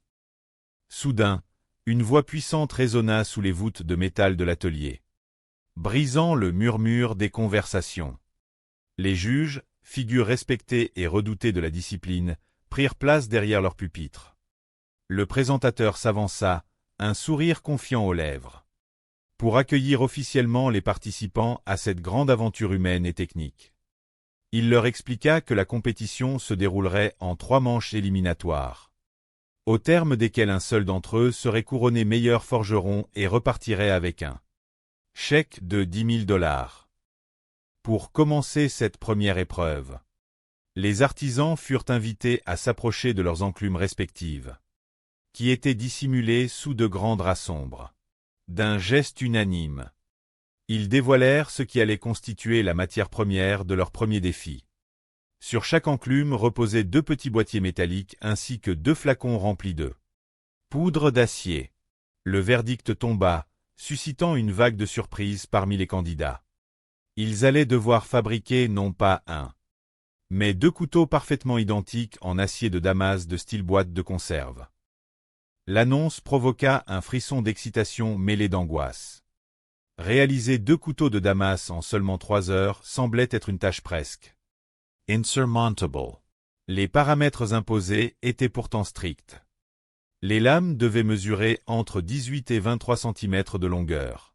De plus, les juges précisèrent que ceux qui parviendraient à se qualifier pour la 2e manche devraient ajouter une garde et 2 poignées à ces mêmes lames pour en faire des armes pleinement functionals, dont la solidité et le tranchant seraient testés sans ménagement sur des plaques de métal et des sacs de frappe. Le compte à rebours fut lancé sous les encouragements des jurés. Immédiatement, le silence de la réflexion fit place au tumulte de l'action. Dans ce genre de défi, la gestion du temps était cruciale. Paul Raspe décida de s'attaquer en priorité à la préparation de ses boîtiers. Il savait qu'il y avait suffisamment d'acier dans les conteneurs pour forger des lames de 20 cm. Mais la moindre erreur dans la disposition de la poudre ou des morceaux d'acier solide pourrait ruiner des heures de travail. Paul, qui n'avait l'habitude de fabriquer qu'un seul couteau par mois dans son atelier personnel, devait maintenant en produire 2 en 3 heures. C'était une véritable folie. Mais son esprit d'ingénieur se mit aussitôt en quête d'une solution logique. Il choisit de diviser équitablement ses matériaux dans chaque boîte afin d'obtenir des motifs de Damas aussi proches que possible. Pendant ce temps, Cody Adelson appliquait une méthode rigoureuse en nettoyant soigneusement l'intérieur de ses conteneurs avec de l'acétone. Cette étape, souvent négligée par les débutants, était essentielle pour éviter que les impuretés n'empêchent les couches d'acier de fusionner correctement. Cody prit le temps de s'assurer que chaque surface était impeccable avant d'y introduire les morceaux de métal solide et la poudre d'acier fine. Gary, quant à lui, préféra faire confiance à son instinct de fonceur. Emporté par l'adrénaline, il commença à assembler ses boîtiers sans passer par la case nettoyage. C'était un pari audacieux, mais le jeune homme affichait un optimisme à toute épreuve, persuadé que la chaleur intense de la forge compenserait ce raccourci. Il ferma ses boîtes en veillant à laisser un infime filet d'air pour éviter que la pression accumulée par les gaz en expansion ne fasse exploser les couvercles lors de la chauffe. Un phénomène bien connu et redouté des forgerons. De son côté, Tim, le 4e concurrent, travaillait avec une grande concentration. Il possédait une solide expérience et savait que pour obtenir une soudure au feu réussie, la température de la forge devait être absolue.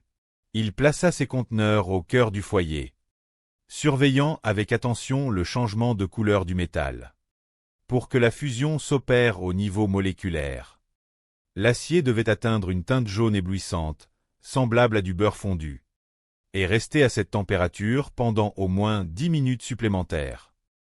Lorsque les premiers boîtiers sortirent des fours, incandescents et rayonnant d'une chaleur presque insoutenable, les forgerons se précipitèrent vers les presses hydrauliques. Cody fut d'une délicatesse remarquable lors de sa première pression, appliquant une force constante et progressive sur les 4 faces du bloc pour sceller l'union des métaux sans déchirer l'enveloppe de protection. Le résultat fut à la hauteur de ses espérances. Le premier bloc était parfaitement compact.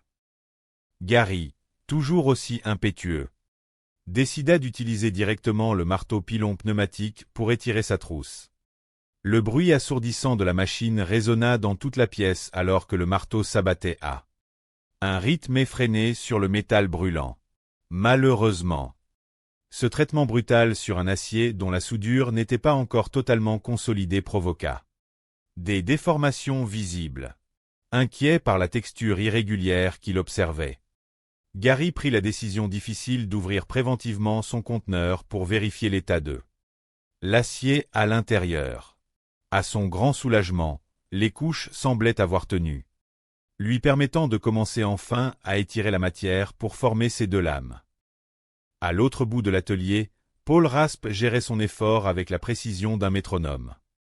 Il travaillait à une vitesse impressionnante, gardant un œil constant sur la couleur de son acier pour ne jamais le travailler trop froid, ce qui risquerait d'introduire des tensions internes et des micro-fissures invisibles à l'œil nu. Sa plus grande crainte était de se laisser absorber par le façonnage d'une lame au point dent.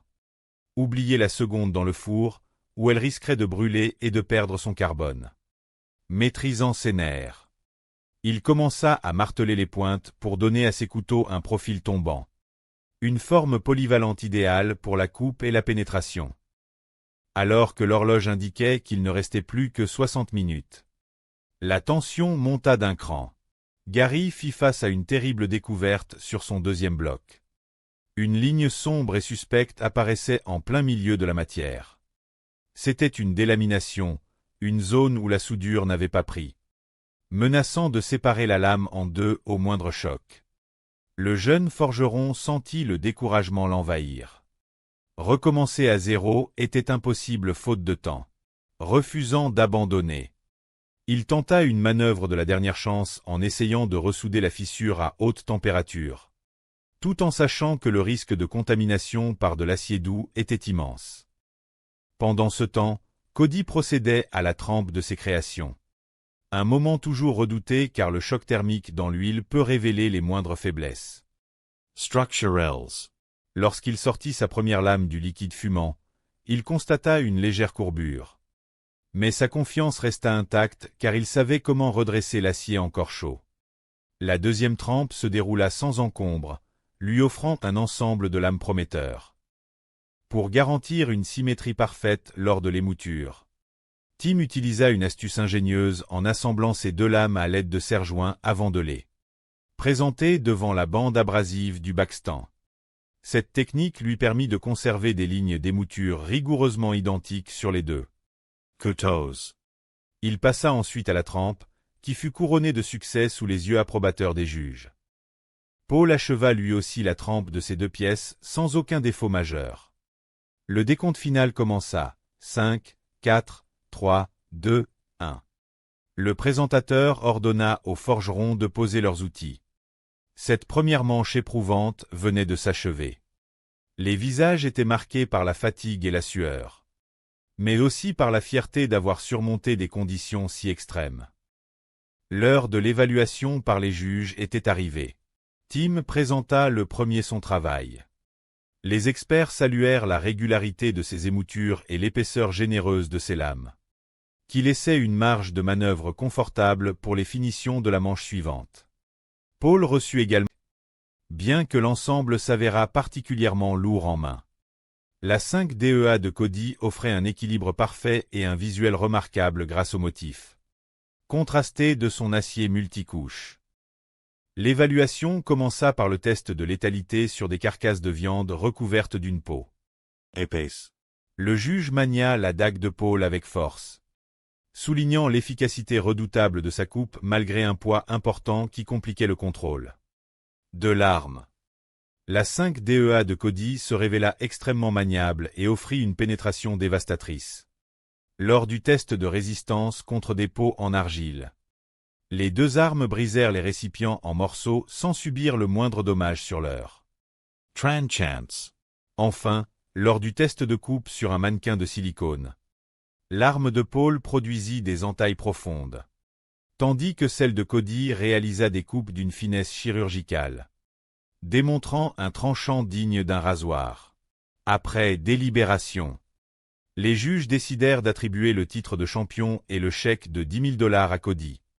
Saluant l'équilibre parfait et la légèreté de sa création par rapport à celle de Paul, plus lourde. Paul accepta la sentence avec fair-play, honoré d'avoir pu mener ce combat jusqu'au bout.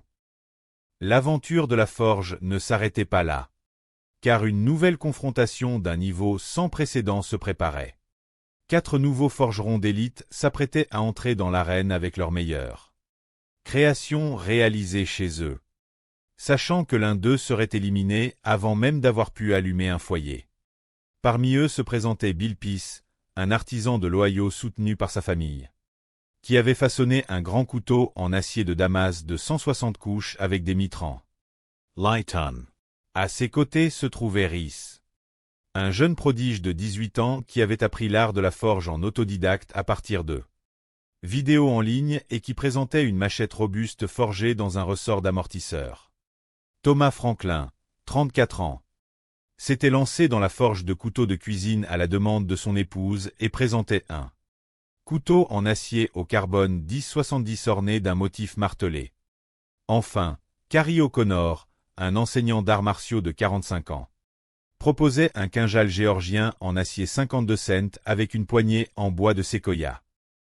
Les juges accueillirent les candidats et annoncèrent que leurs armes allaient être immédiatement testées sur un bloc de glace pour évaluer leur solidité et leur ergonomie. Lors de ce test éprouvant, le couteau de Bill traversa la glace sans subir de déformation, bien que sa poignée manque d'un renflement à l'arrière pour assurer une meilleure prise. La machette de Rhys résista parfaitement aux impacts. Mais les juges regrettèrent que sa poignée soit trop petite et inconfortable en raison d'une garde. Aggressive. Le couteau de Thomas se distingua par son équilibre et sa symétrie parfaite, conservant son tranchant intact après les chocs. Enfin, le kinjal de Carrie fit preuve d'une grande légèreté et d'un double tranchant redoutable, bien que sa poignée en bois brut manque de recherche esthétique. À l'issue de ces premiers examens, les juges décidèrent d'éliminer Rhys, dont la création présentait des lignes trop simplistes et un manche inadapté par rapport aux œuvres de ses concurrents. Pour la deuxième épreuve de cette confrontation, Bill, Thomas et Carrie eurent 2 heures pour forger une dague de poussée double tranchant mesurant entre 10 et 12 cm à partir de barres d'acier au carbone 10,95 et quinzaine 20. La difficulté résidait dans le fait d'obtenir un motif de Damas et de réaliser la trempe dans un laps de temps aussi court. Thomas prit soin de préparer ses plaques de métal pour garantir une soudure parfaite, tandis que Bill se retrouva en difficulté en utilisant une quantité excessive d'acier qui ralentit sa progression. Lors du passage sous la presse hydraulique, le bloc de Bill commença à se fissurer, l'obligeant à appliquer du flux protecteur en urgence pour sauver sa pièce.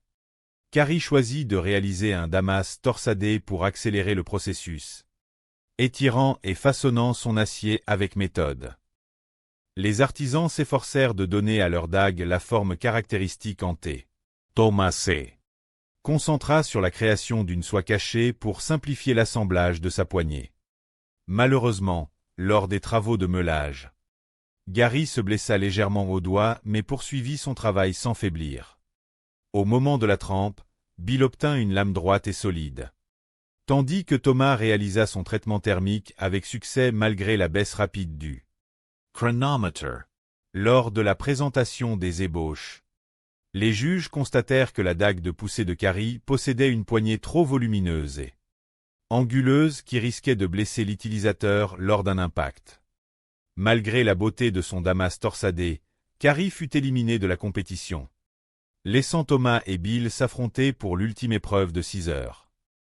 Pour remporter le titre, les 2 finalistes devaient corriger les défauts de leur dague de poussée et reproduire fidèlement un magnifique couteau de combat historique caractérisé par une lame large de 43 à 48 cm, un profil en bec de canard et de larges cannelures. Les matériaux fournis comprenaient de l'acier 10,95, du 15N20 et du 80 CRV2 pour réaliser une lame composite de style 100 mai. Les 2 hommes durent mener de front la fabrication des 2 armes, alternant entre le forgeage des grands blocs de métal et l'ajustement des poignées de leurs dagues. Bill réalisa une excellente soudure sur son bloc 100 mai et commença à étirer sa longue lame. De son côté, Thomas lutta contre la fatigue pour donner la largeur minimale de 8 cm à sa lama. L'aide du pilon pneumatique. Lors de la trempe de sa grande lame, Bill constata avec effroi que le métal s'était déformé. Prenant une courbure prononcée qu'il tenta de corriger manuellement sur l'enclume au risque de briser l'acier. Thomas réussit sa trempe et put se consacrer à l'assemblage de sa poignée en bois de construction. Au cours du montage de sa poignée, Bill commit l'erreur de refroidir brusquement une tige filetée soudée dans l'eau, provoquant un choc thermique qui brisa son pommeau en laiton lors du vissage. Panique. Il dut refaire la soudure en catastrophe et laisser le métal refroidir lentement à l'air libre pour sécuriser sa poignée. Dans les dernières minutes de l'épreuve, Thomas s'efforça d'ajuster sa poignée en micarta et de meuler ses tranchants, tandis que Bill apportait les dernières retouches à ses émoulures. Le temps s'écoula, marquant la fin de cette lutte acharnée contre le temps. Lors des tests finaux, la dague de poussée de Bill fut saluée pour son confort et son excellent tranchant. En revanche, lorsque le juge examina le couteau de combat de Thomas, il constata que la poignée n'était pas terminée, présentant des échardes de bois et un espace important au niveau de la garde qui menaçait de blesser gravement la main de l'utilisateur, pour des raisons de sécurité évidentes. Les juges prirent la décision de ne pas soumettre l'arme de Thomas au test de coupe destructeur. Cette absence de finition élimina de fait Thomas de la compétition. Bill fut ainsi proclamé grand vainqueur de cette édition, réalisant son rêve de devenir un maître de la forge tout en saluant le courage et le talent de son valeureux adversaire au terme d'une épreuve mémorable. Dans la pénombre chaleureuse de la grande forge, les étincelles dansaient comme des lucioles d'or, illuminant les visages tendus de 4 hommes réunis par une même passion dévorante. L'air était lourd d'une odeur de charbon, de métal chauffé et d'huile de trempe. Un parfum familier qui, pour ces artisans de l'ombre, évoquait le confort d'un foyer autant que l'excitation d'un défi. Parmi eux se tenait Paul Raspe, un homme de 42 ans au regard calme et réfléchi. Ingenieur électricien de profession. Paul avait passé une grande partie de sa carrière à concevoir des systèmes complexes pour la prestigieuse administration nationale de l'aéronautique et de l'espace, la NASA. Pour lui, la forge n'était pas seulement un passe-temps dominical, mais une extension naturelle des lois physiques qu'il avait étudiées toute sa vie. Lorsqu'il observait le métal rougir, il ne voyait pas simplement une couleur, mais une agitation moléculaire. Un alignement d'atomes qu'il pouvait manipuler grâce au traitement thermique. Sa maîtrise de la science lui conférait une assurance tranquille. Une certitude que chaque geste précis mènerait au résultat escompté. À ses côtés, Cody Adelson, âgé de 29 ans, représentait la nouvelle génération de forgerons. Amateur passionné depuis seulement 2 ans, Cody avait un parcours hors du commun. N'hésitant pas à bousculer le destin, il avait directement contacté Tyler Akbar, le célèbre vainqueur du prestigieux tournoi de l'armée. Tyler était devenu son mentor, lui transmettant les secrets ancestraux de la manipulation du fer.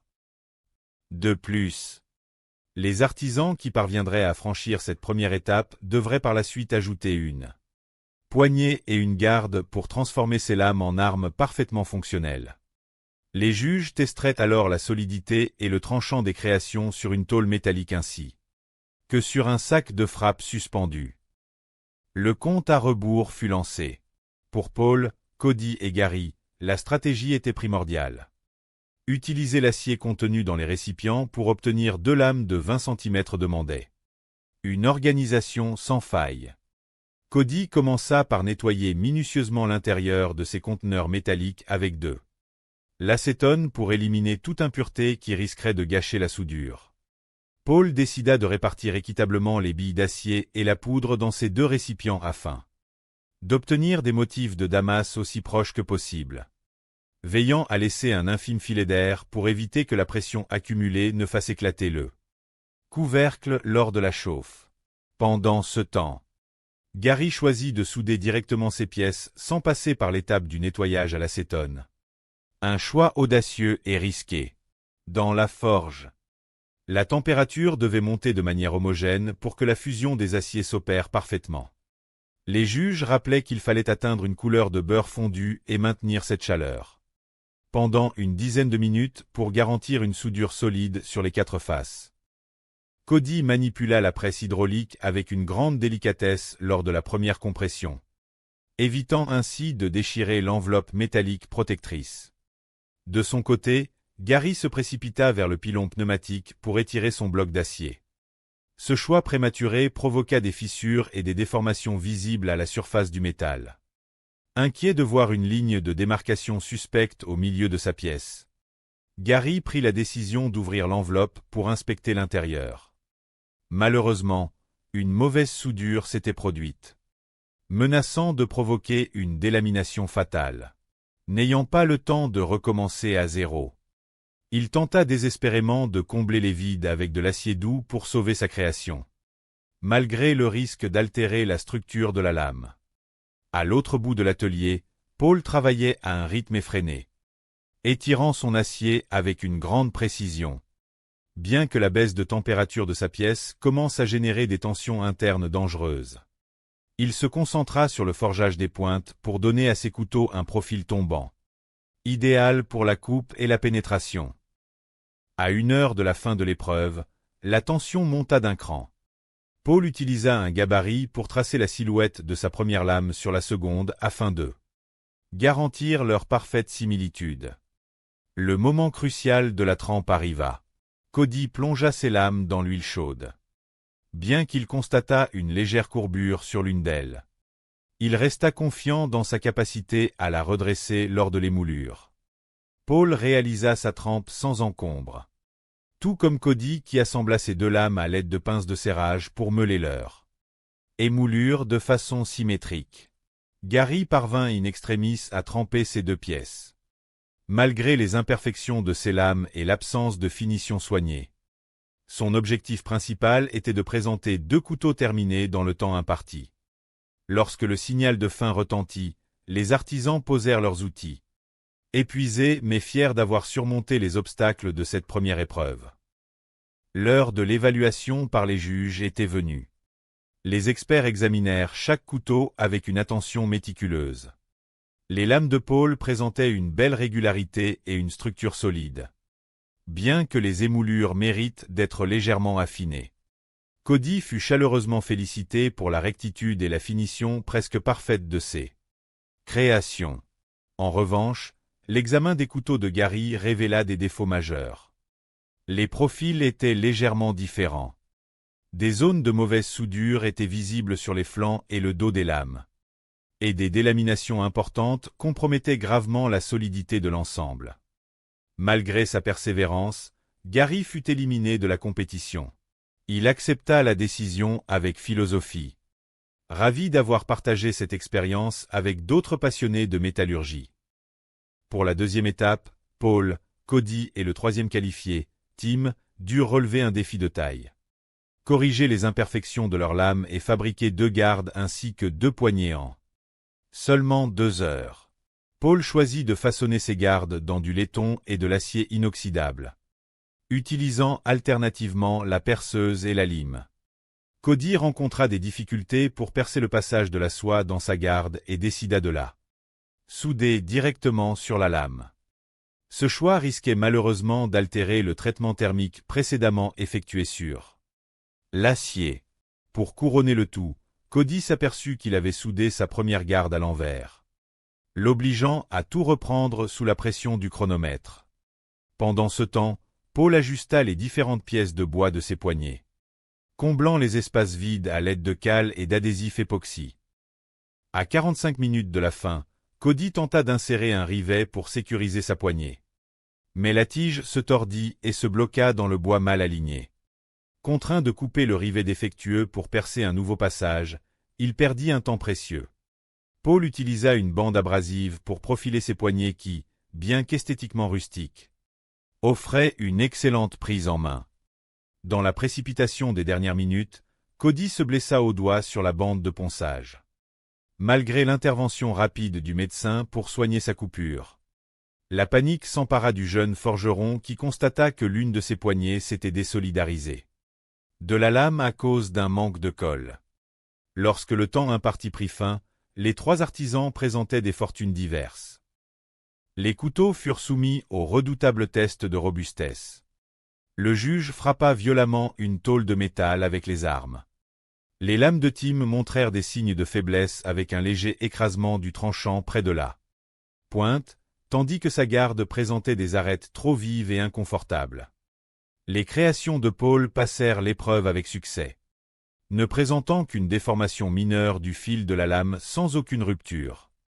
Cody vit ses lames résister admirablement, malgré une poignée mal ajustée qui blessait la main lors de la saisie.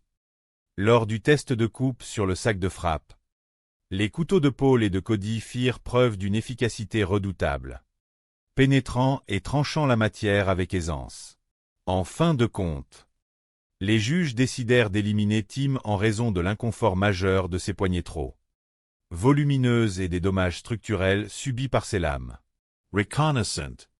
Tim quitta l'atelier en affirmant que l'apprentissage était éternel et qu'il forgerait jusqu'à son dernier souffle. La grande finale opposait désormais Paul et Cody. Pour cette ultime confrontation, ils reçurent pour mission de retourner dans leurs ateliers respectifs pendant 4 jours afin de recréer une arme historique légendaire, la 5DEA. Cette dague de parade, prisée par la noblesse de l'Italie du Nord au XVe et XVIe siècle, tirait son nom des 5 doigts de la main, correspondant à la largeur exceptionnelle de sa lame à la base de la garde. Caractérisée par une forme triangulaire à double tranchant et de multiples cannelures destinées à l'alléger, cette arme représentait un défi technique redoutable. Les spécifications imposaient une longueur de lame comprise entre 66 et 71 cm, la présence de 6 cannelures sur chaque face, une garde incurvée vers la pointe et un pommeau distinctif. De retour chez lui, Paul choisit d'élaborer une lame en acier de Damas. Malheureusement, une fissure apparut lors de l'étirement de son lingot, le contraignant à abandonner cette technique par manque de temps pour utiliser à la place un barreau d'acier résistant de type 80 CRV2. De son côté, Cody décida de relever le défi du Damas en assemblant 155 couches d'acier quinzaine, 20 et 10-84. Durant les 2 premiers jours, les 2 hommes forgèrent intensément pour donner la forme triangulaire caractéristique à leur lame et creuser les précieuses cannelures sans fragiliser la structure. Cody dut faire preuve d'ingéniosité pour la trempe, car son four était trop court pour la longueur de sa lame. En isolant l'ouverture avec de la fibre de verre, il parvint à conserver une chaleur homogène et à réaliser une trempe parfaite sans aucune déformation. Au 4e jour, les finitions touchaient à leur fin. Paul monta une poignée robuste en acier de Damas ornée de motifs originaux, tandis que Cody soigna l'ajustement de sa garde incurvée et de son pommeau historique. Les 2 finalistes présentèrent leurs œuvres achevées devant les juges. L'arme de Paul se distinguait par sa robustesse et sa poignée artistique.